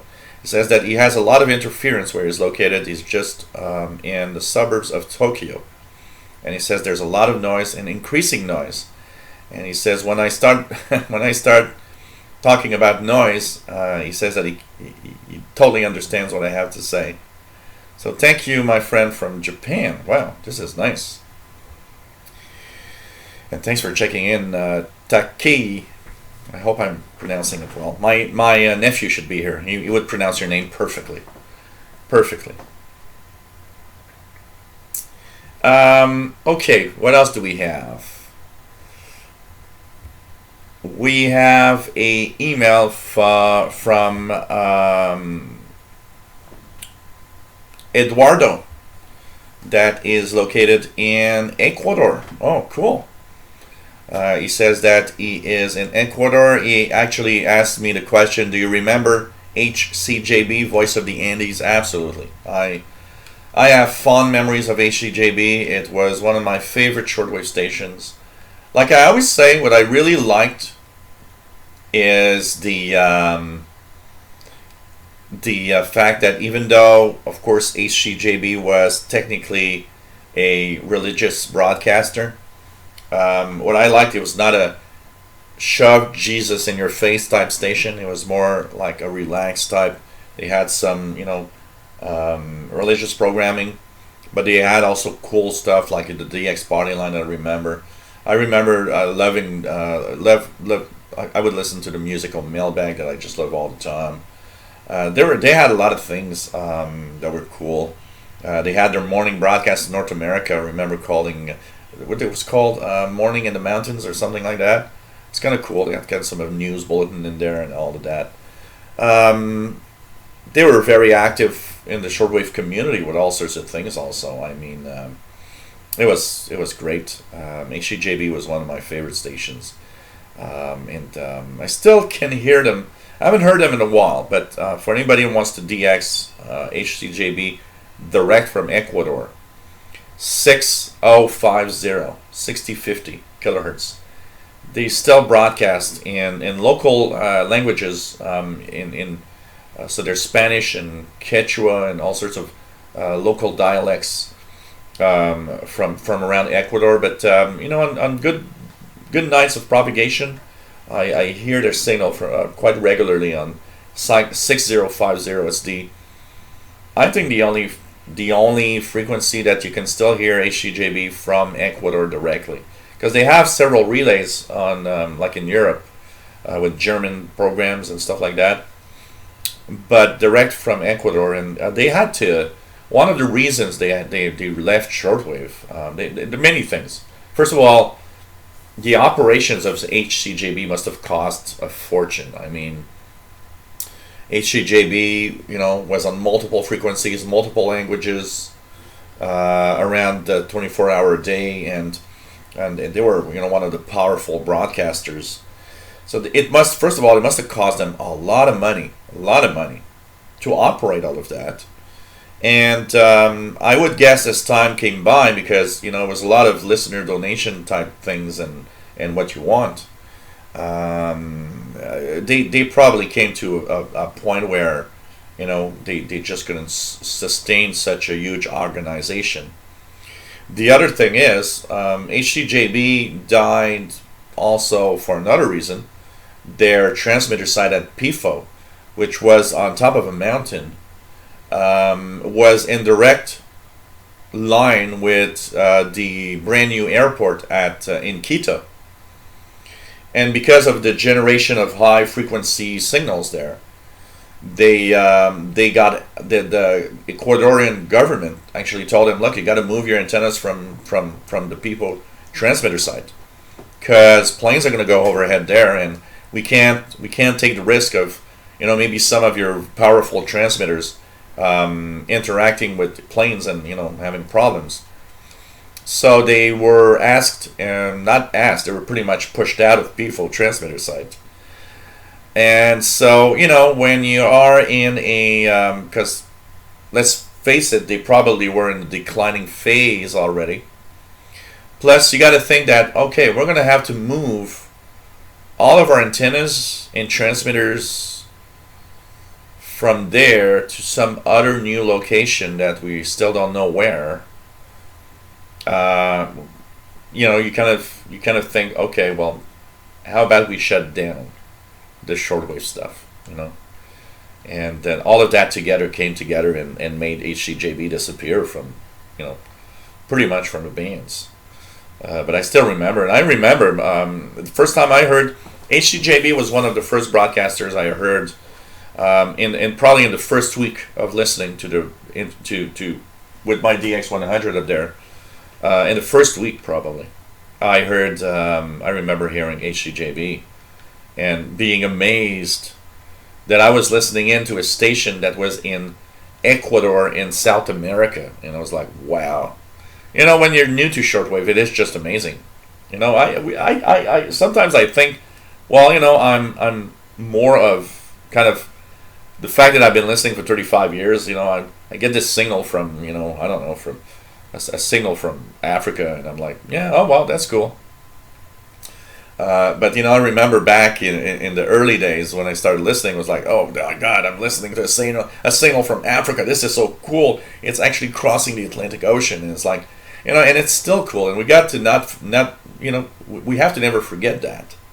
That is actually very, very cool to hear signals coming from there. And, we got to still be amazed at the fact that we're receiving signals. I was on 11.820 with that, Saudi Arabia. So let's go there, 11.820. And I mean, Saudi Arabia. And I mean, that's a darn amazing thing. That signal is transmitted from Saudi Arabia, crossing the Atlantic Ocean and coming up to here, Montreal. It's like, it is an amazing thing. We got to be careful getting used to it, because it is an amazing thing. And Eduardo says at the same time that he has some great memories. When he was younger, he actually worked for an organization that had to do with helping the poor and sick families, and they had affiliation with HCJB that helped a lot in the vicinity of where he was working back then.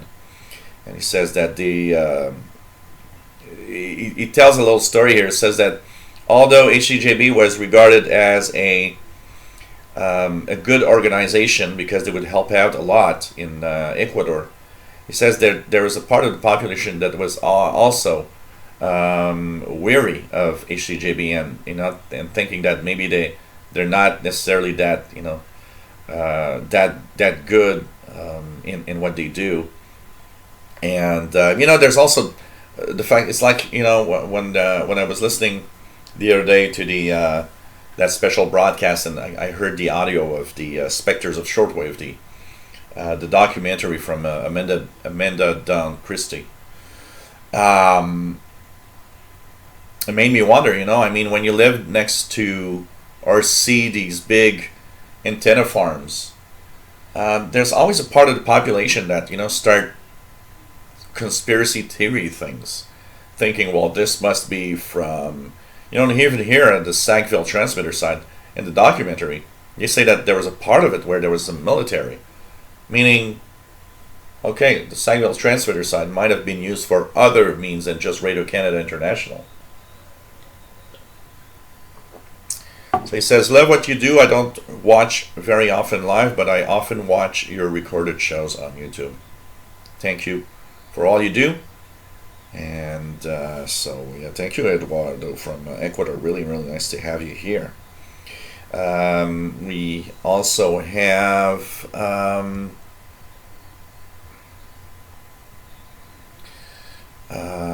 Claudio, that is located in Argentina. Well, you got some South American viewers. This is nice. So Claudio says, hello, English not very good. Love your shows. Is it very cold in Canada? Thank you for your answer. It depends. It's crazy because, I'd say what probably amazes a lot of people that don't really know Canada is, so first of all, Canada is really huge.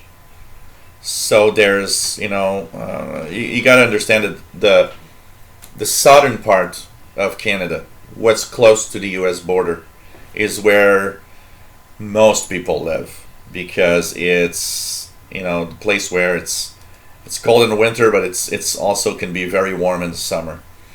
Where you get north, like in Nunavut, well, there it's always cold. Pretty much always cold. So to give you an idea of here in Quebec, okay, southern Quebec. So this is the eastern part of Canada, just before we get to the Maritimes. There's the province of Quebec. Here in Montreal, which is in the southern tip of the province of Quebec, a typical January weather will be in Celsius, like, we'll easily get to minus 15, minus 20 Celsius. That's a regular thing for us. It's not even, it's not even exceptional. It's just, it's minus 20. It's like regular everyday life. We get a lot of snow. So that would be the typical January weather. But at the other end, the typical July weather, where we get summer, it's tropical. We easily get to the 25 Celsius, plus 25 to plus 30, even upwards of 30 Celsius, and humid. And you would think that you're in a tropical weather heaven here. It's like we get the full extreme. So, yep, we could reach minus 30 in January, and we could reach plus 30 in the July. We have all of that here. So it could be darn hot and humid. It could be darn cold and humid. And it is pretty much, I would say, the southern tip of Canada pretty much everywhere. There's a few exceptions. For example, the West Coast, like in Vancouver, because they have the effects of the Pacific Ocean. tends to have milder winters. So, and west coast of British Columbia, they might have, instead of having like minus 20, minus 30s, they'll be more like in the close to the 0 to 5, 10 degrees Celsius in the winter time. They will have some cold spells, of course, and they will have snow and stuff like that. But in general, it is warmer in the winter. And the other end is often also cooler in the summer because, once again, of the effect of the Pacific Ocean over there. But anything can happen. Okay, they could have minus 20 in the winter, and they could have plus 30 in the summer. That is not except it is not as often that it happens back in the West Coast, like in Vancouver, but it can happen. But for the most part, most of the southern parts of Canada are, very warm summers and very cold winters. It is pretty much what we resume Canada. And of course, that's for the south part. Because once you go up north, it quickly gets cold. And if you live, in James Bay, you'll have really cool summer days. It might reach 20 Celsius, but in general, you'll have cool summer days, and you'll have really long and cold winters. So thanks for checking in. Mark Schmidt is checking in from Maine and says thanks for all your efforts. Thank you, Mark. Nice to have you on board. Hope you still enjoyed that that Degen D1103 receiver. Great receiver. So it's nice to be, Bobby Burgess says you need to be on shortwave than on YouTube. Yeah, or have both. Like it would be nice to have a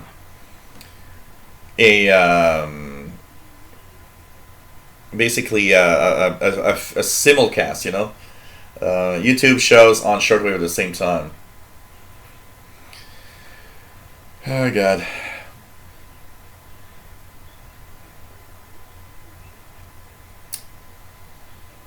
Well, the voice of shortwave, Bobby, needs money to be on the air, and it's really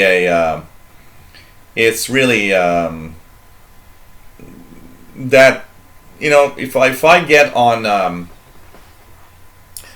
if you get on shortwave, if I would get on shortwave bands, have a program on shortwave, one of the things for sure is that you need to,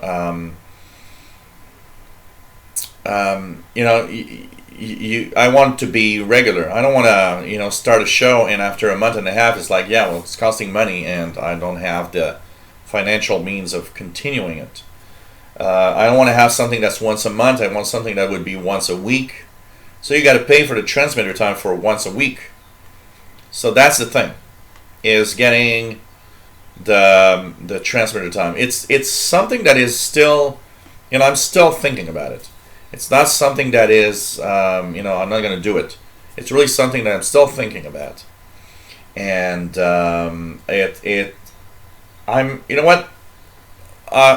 what might be interesting, if and that's pretty much what could happen.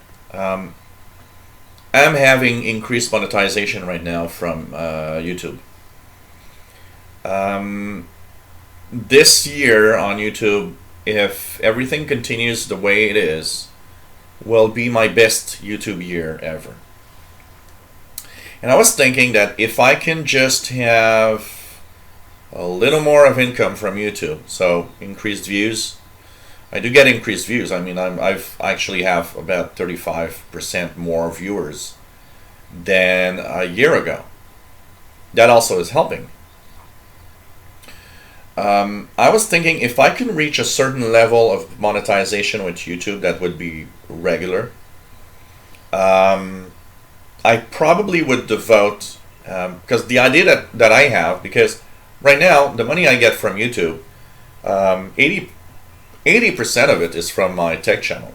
I'd say that the tech channel is like 80%. The 20% that's left is the 4 other channels. It's pretty much that. Number 2 would be the shortwave channel, but my shortwave channel ain't giving me a lot of cash, honestly. It is in donations. You guys, this is the most generous channel. I do have a gazillion more views on the tech channel, but I get more donations from this channel than from the tech channel. So you guys compensate that, with donations. But I was thinking, if my tech channel can have enough views and enough monetization on its own to be very, very interesting, at least. One of the things I was thinking is devote the money that comes from the Shortwave channel and use that as my money to pay the transmitter time on Shortwave. And that I thought of a few times. I could use the monetization from the Shortwave channel to pay for the airtime. That is probably what might happen. I'm checking out how things are going right now. We're in the month of May.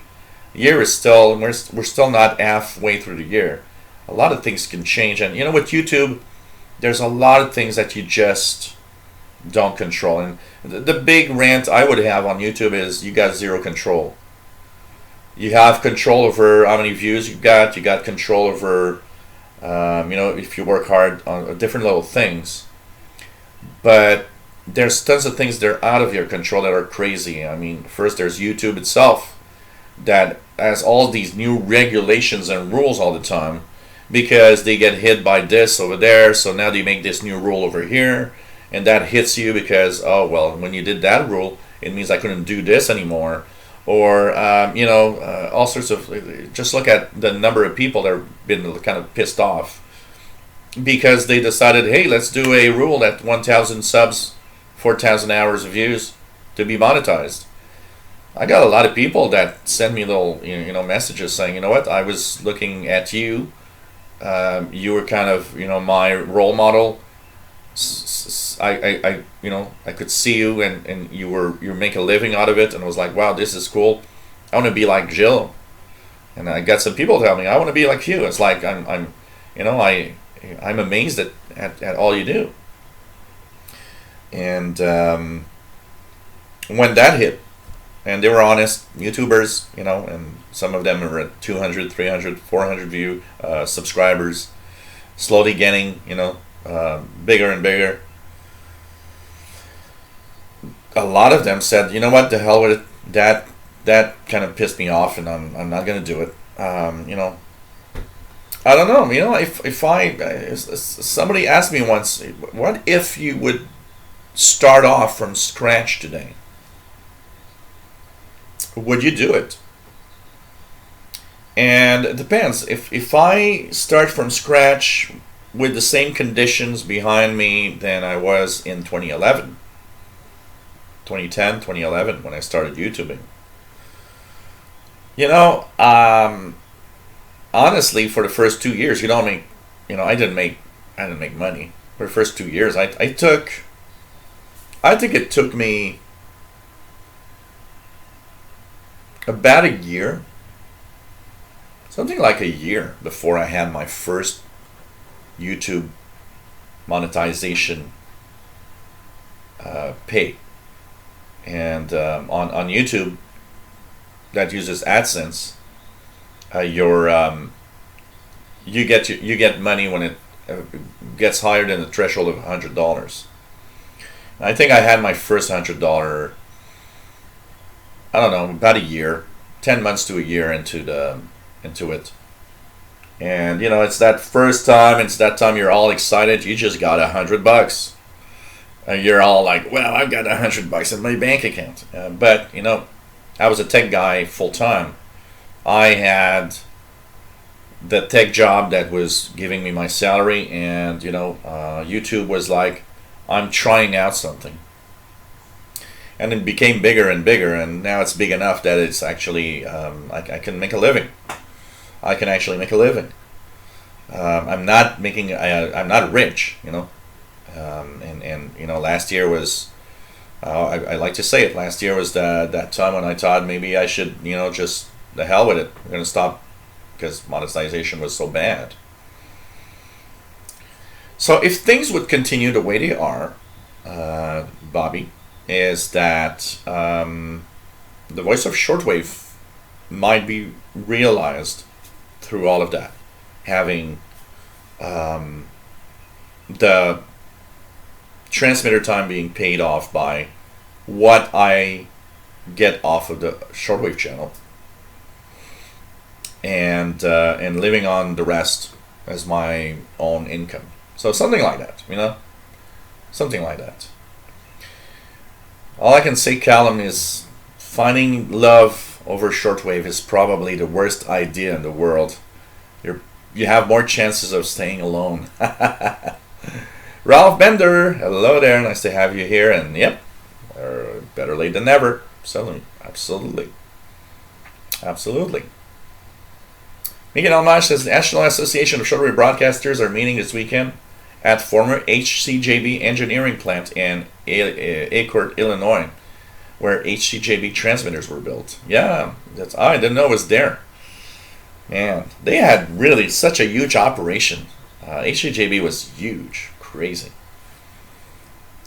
Dave Todd says, I wanted to meet a chick I talked to on CB. Never did that again. Oh, man. Just, Kim Jong-un is here. Hey, watching from North Korea, I guess.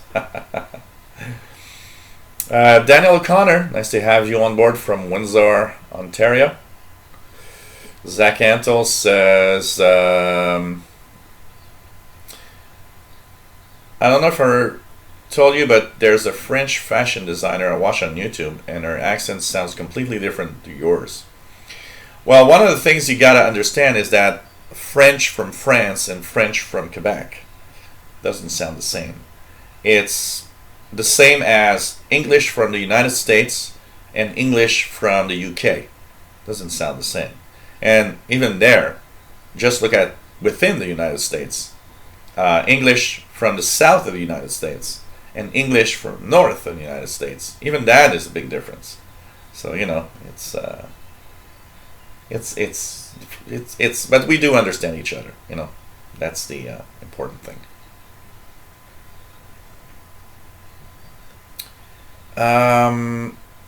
What else do we have? Hey, Jean. Nice to have you on board. Pretty cool. How expensive is shortwave transmitter time? What does it cost? Okay. It depends on the station. WBCQ has starting prices at around $30 per hour. $25 to $30 per hour of broadcast. But that's low power, not necessarily the best frequency. WRMI is at the $50 per hour for a decent transmitter time. If you want to have a higher powered transmitter time, then it could go to $75 or $100. It depends on the transmitter. So it depends on the station. It depends on how much power you want, how much and what frequency. There's all of these stations have like their premium frequencies, the ones that they know are the best. And also, of course, there's the transmitter power being used. But you can be on the air for as low as maybe $25 to $30. Nick Adams, the cost of one show per week. So I would like to be there for like an hour, and what I want is not. I don't want to have the bad frequency and the low power. I want to have something decent. If I'm to be on the air, I want to be like Voice of the Report of the Week, say. And maybe have a full hour per week, at least one full hour per week. Ideally, I would like to have 1 hour per week and maybe 1 or 2 repeats. So be there for 2 or 3 hours. The same show would repeat at different times, at least 2 or 3 times. And that would be at a 50 to 60. I'm counting at between $50 and $75 every week. Might not sound that much, but it's $50 to $75 every week. plus everything else that I have to pay in life. So it's kind of complicated, you know. So right now, you know, it's a complex thing. Charles Williams says, does it help to watch ads all the way through? Yeah, it does. Actually, the way YouTube works for ads is that 15-second ads, if you don't watch them, all of them, you're not getting paid. So 15-second ads or smaller need to be watched all the way through. I think it's 30 seconds all the way through.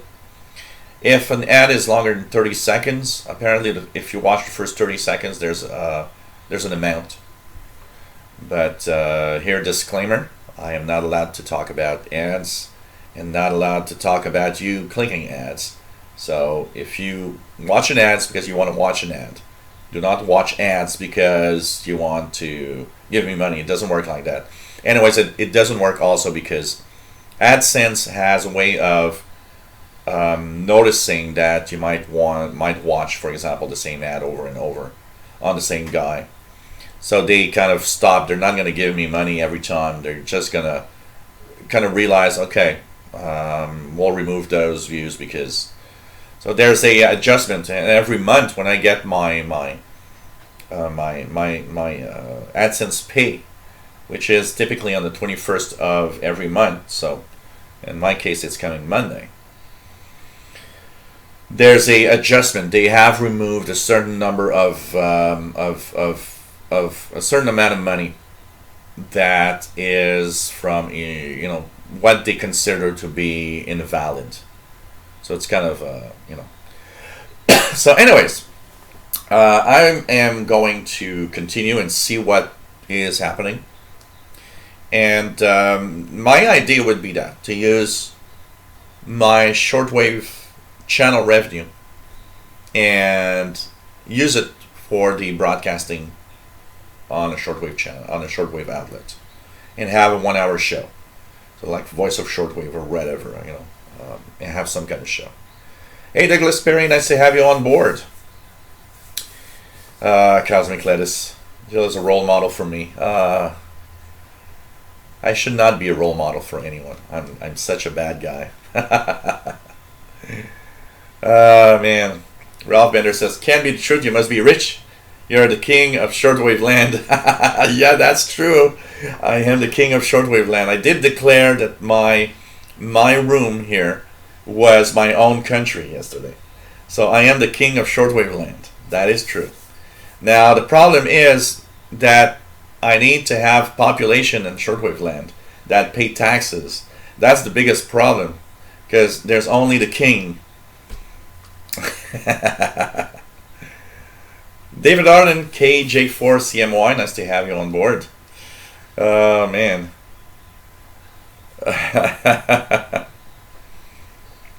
Jean Sehar says, finding love over shortwave will land you a strange partner. Probably. Very, very weird. I don't know. Vianney Arsenault says French from Montreal region and French from Gaspésie is not the same also. Absolutely. Absolutely. There's different, there's the accent is different. We have different words, different sayings, Aloha Jim, nice to have you here atop a volcano. I hope it's not the one that's right now in eruption in Hawaii. Nice to have you on board. Aloha. What else is there? What else is there? Cosmic Lettuce, really, really great to hear your plans for the future. Well,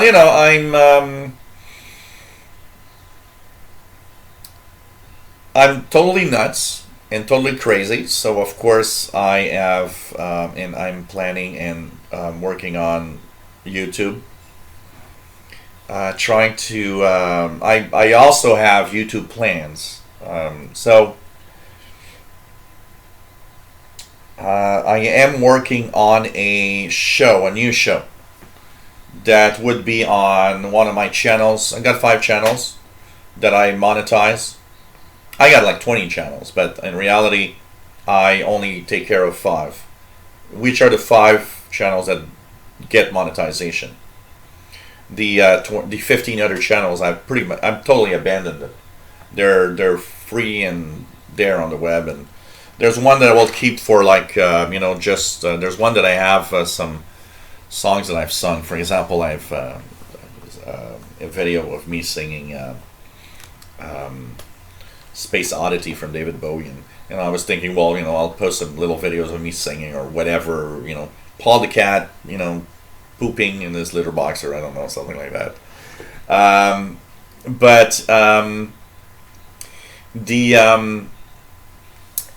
So of the 5 channels that I own right now, which are Insider Channel, Easy Computer Fixes, Windows 10 and Computers, Official Shortwave Channel, and Official VHF UHF Channel, one does not have live shows right now, and of course I can do live shows there.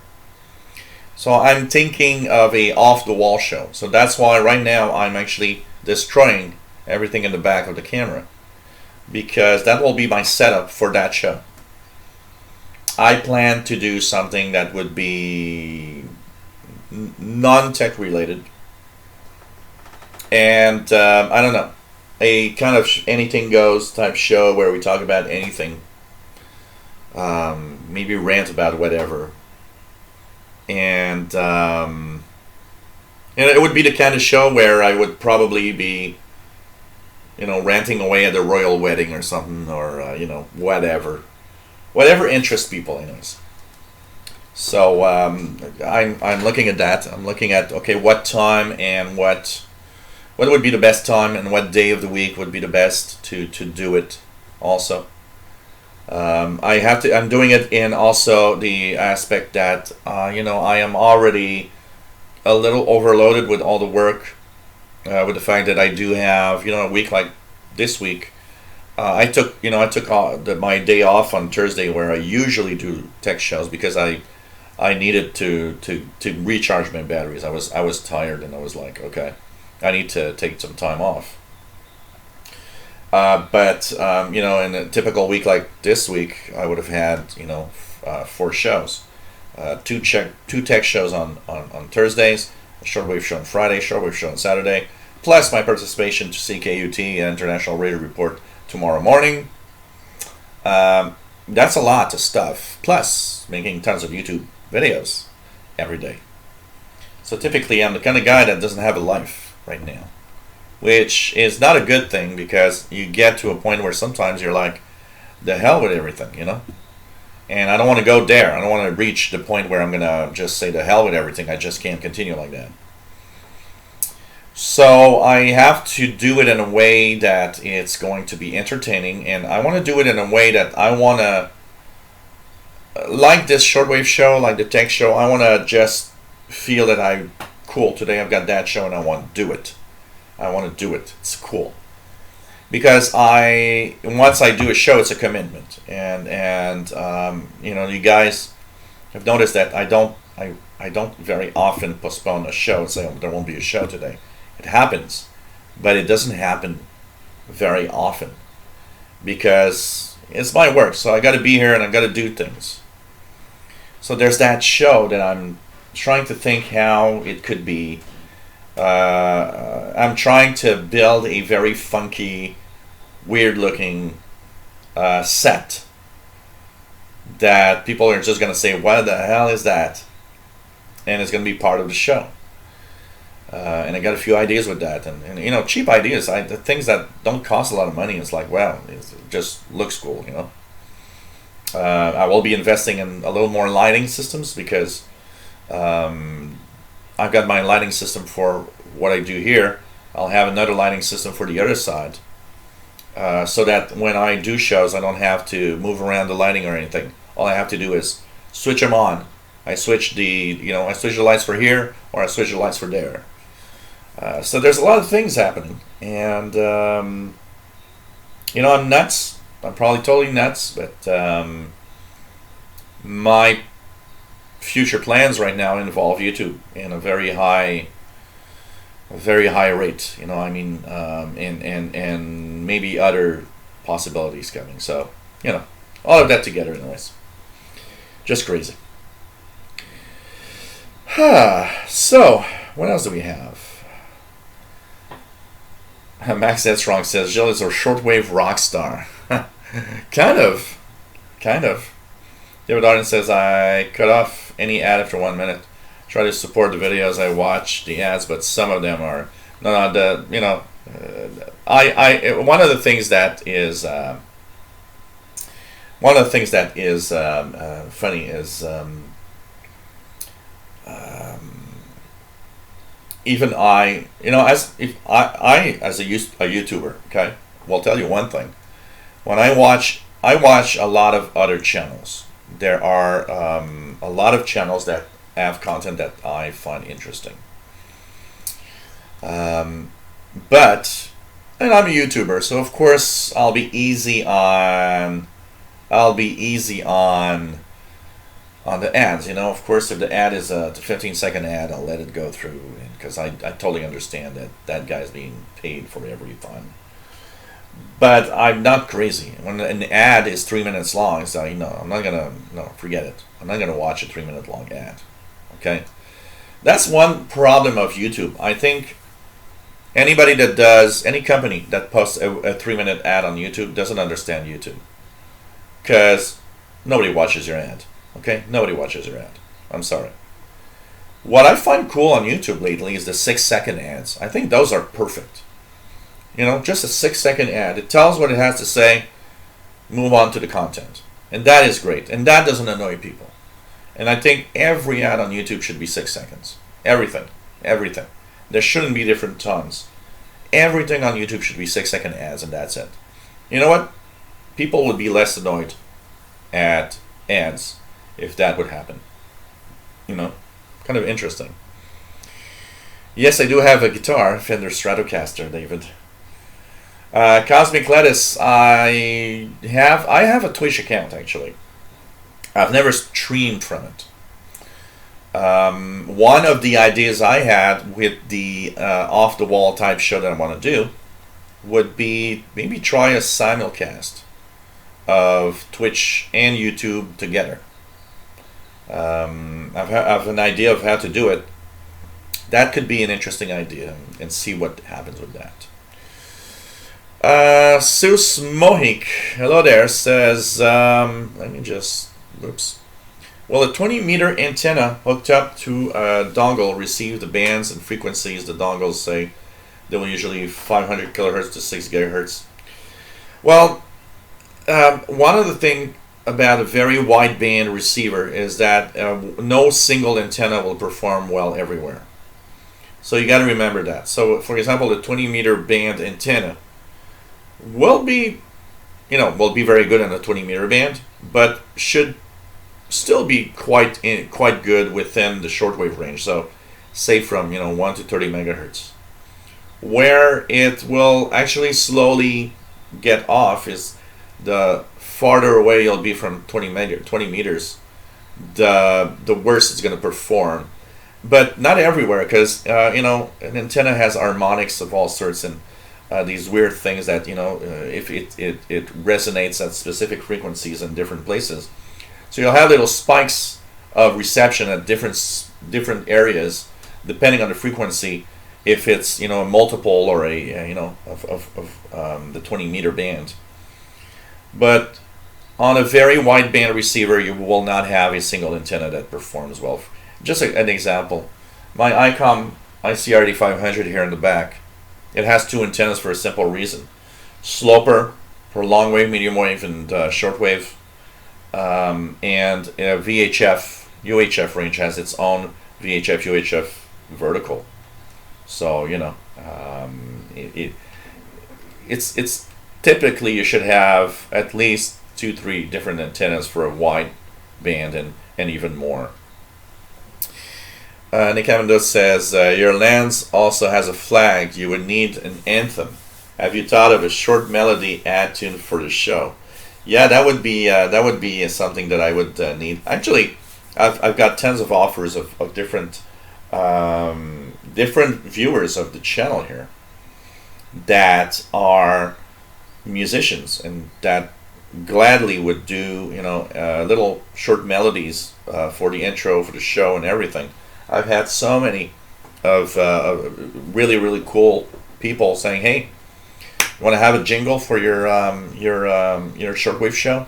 And I actually have a folder here with about a dozen jingles that have been made by different viewers that they on their own just did a little jingle and sent me an MP3 file through email saying, "Hey, I'm in the jingle.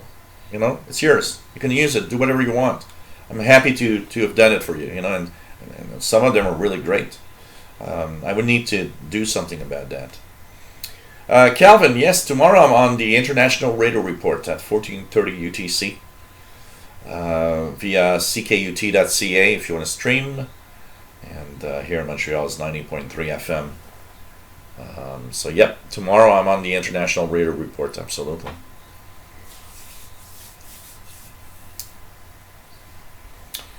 Super Dan says, the shortwave radio on eBay for sale that's been modified to be a Ghostbuster spirit box, no joke. Kind of interesting. Ghostbuster shortwave radio. Oh man, Zach Antle. Lincolnshire poacher. The Lincolnshire poacher, that one just made me laugh. When I did the live show and I had it play on the air live, and I got a copyright infringement 2 days later. I was like, whoa, no, you're not gonna get my monetization, no way. And I counterattacked and said, nope, you can't say Lincolnshire poacher is yours. I'm sorry, it doesn't belong to you. So and they backed off. Sometimes you gotta, Cosmic Lettuce. Actually, the International Radio Report is a show here on the local FM station in Montreal, CKUT, which is on 90.3 FM. It's a show that's been running for more than 30 years and is a show with Sheldon Harvey, which is the president of the Canadian International DX Club. And he has a co-host, David Asselin, which is co-host every week. And it came upon, that opportunity came from the fact that about a year ago, I had sent out the possibility if, Sheldon ever needed replacement for some reason, that I could, be a replacement for the International Radio Report.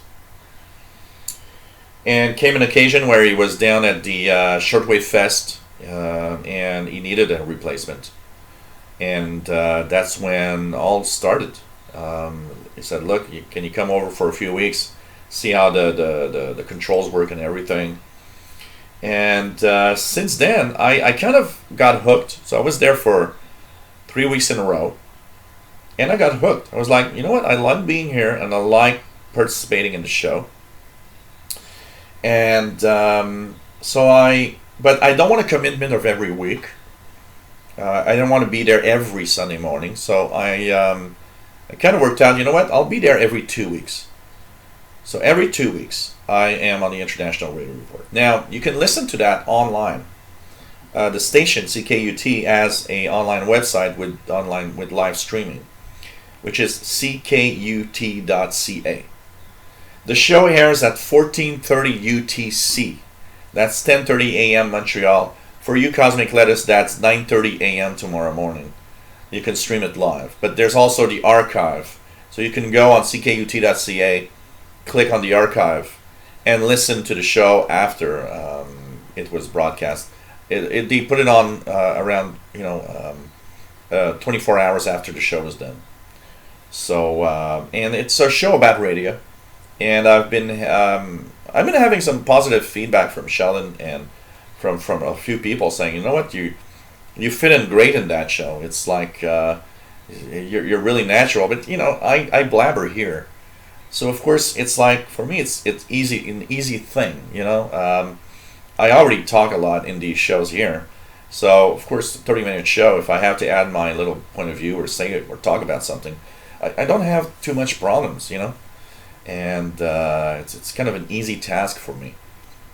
So I thought, okay, I'm going to be there every 2 weeks, and Sheldon kind of confirmed that he finds it cool that I'm there every 2 weeks, and that he's got some nice feedback from that. So I found it really nice, and I'm happy to be part of the show, and it's kind of cool. It's cool to wake up on a Sunday morning and get into a real radio station studio, and just be there and participate and have my own little thing that I want to talk about. Like tomorrow, there's a lot of news items. So tomorrow I'll be there mostly commenting different news, including one news that we're going to talk about, WBCQ's 500 kilowatt transmitter. And it's a fun thing. It's actually a fun way to start a Sunday morning. So it's kind of cool. Charles Williams, my cat took my chair and I'm having to sit on the edge. You know what? That is exactly what Paul the cat does all the time to me. My cat actually even meows. Paul will come here and just look at me and say meow. And I know all he wants is for me to get up from the chair because he wants to be on the chair. It's like crazy. Johnny the Xer says, Brother Stare. I'm just going to go here. Ranting about the end of the world like he always does. Yeah, and the world is only 6,000 years old. Hey, Cosmic Lettuce, what do you think about that? The Brother Stare says the world is 6,000 years old. Should we believe him? So, pirates are very sensitive to copyrights. Yeah, but that's not pirate, The Lincolnshire poacher is part of, a number station of a long time ago. SWL France, bonjour, bienvenue du sud-ouest de la France. Nice to have you on board, as usual. So thanks for the links and for the information, my friends. So it's kind of fun, it's kind of fun. So, oh really, Richard? Exactly 3 hours, 38 minutes, and 38 seconds exactly yesterday was the length of the show. Well, that's interesting. And we do have a record show of 5 hours and 30 minutes, which I really don't think we're going to beat tonight, that's for sure. Jason Stafford, hey, what frequency range do you have on HD SDR right now? I have the Ephedry, so it starts at about 100 kilohertz down, which is the lowest frequency I can get. So for example, if I tune in 248 to a local non-directional beacon,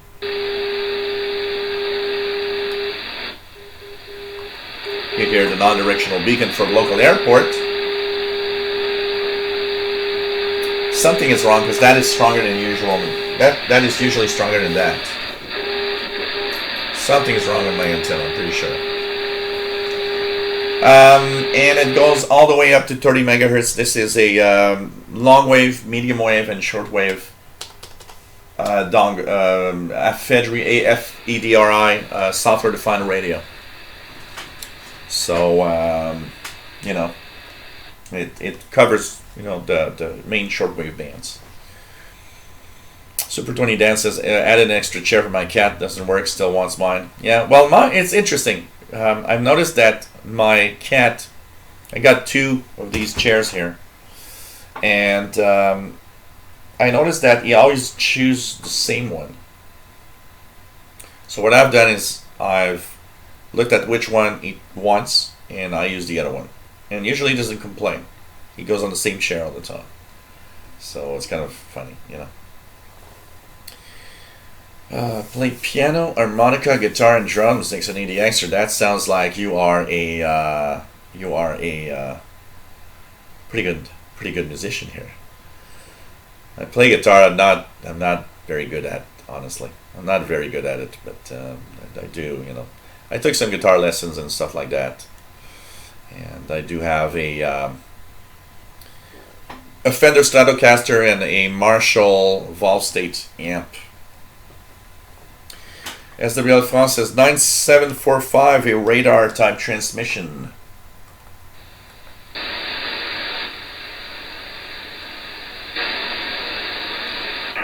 Nothing here right now, but I understand totally what you mean. 1960, Radio Romania, 9760 kilohertz. Which was torn down in the 1980s upon order from Ceausescu. Recently, a mall was built on that terrain, most likely over the bodies of the Caterina Bolshoev and her fellow political prisoners. This has been Radio Romania International Encyclopedia. Max Day Strong says he plays the radio. That's okay. 98 is 98.30 there. Not really strong, eh? 98.30. I see nothing for Voice of Turkey.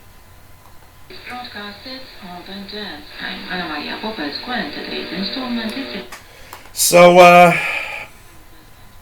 hey guys, I'm gonna say goodbye for today because I'm a little tired and I'm a little hungry. I want to go and cook some food. We've been on for 2 hours and 30. Not too bad. Not too bad. What do you think? I will show off my donations if you wish to help me out in donations.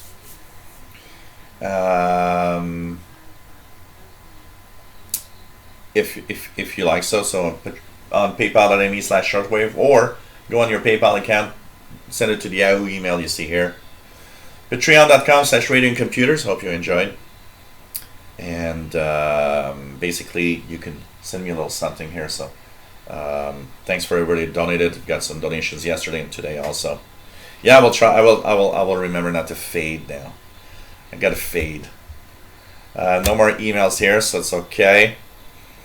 If I want to tune above 30 megahertz, Richard, it doesn't receive at all. It's deaf. The circuit doesn't do it. So if I want to do that, I need to have a different SDR.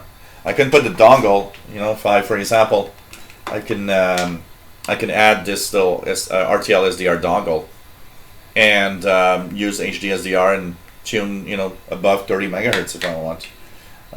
You know, that could be an interesting experiment, by the way, with HD SDR and the VHF UHF show next Friday. That could be a very interesting experiment.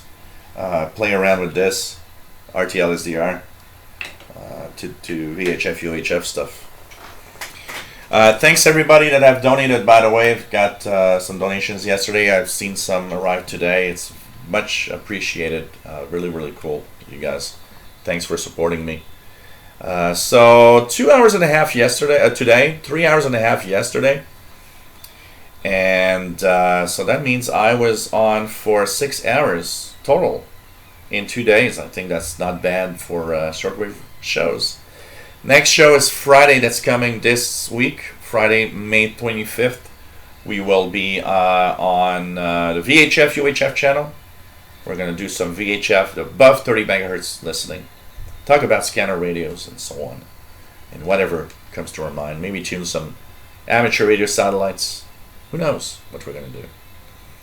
So thanks everybody for being here. Hope you enjoyed the show. And it's always nice to be on board. And really, really cool. Always cool to have all of you here. Take care, my friends, and tomorrow, Mike, tomorrow on the International Radio Report, absolutely. And that would be nice, Jerry. So you can tell us what you think of your new ICOM R30, you lucky bum. Looks like I can download this live stream. I don't think so. Yeah. So peace. Absolutely, Cosmic Lettuce. Cheers. Peace. Love you all. And it's really, really cool to have all of you on board. Thanks for being here. Always nice to have all of you. Stay safe, my friends. And tonight is going to be... I'll be listening to the shortwave bands tonight. I'm going to tune around. I'm going to go cook myself some food, and once I'm full, I'll be tuning around.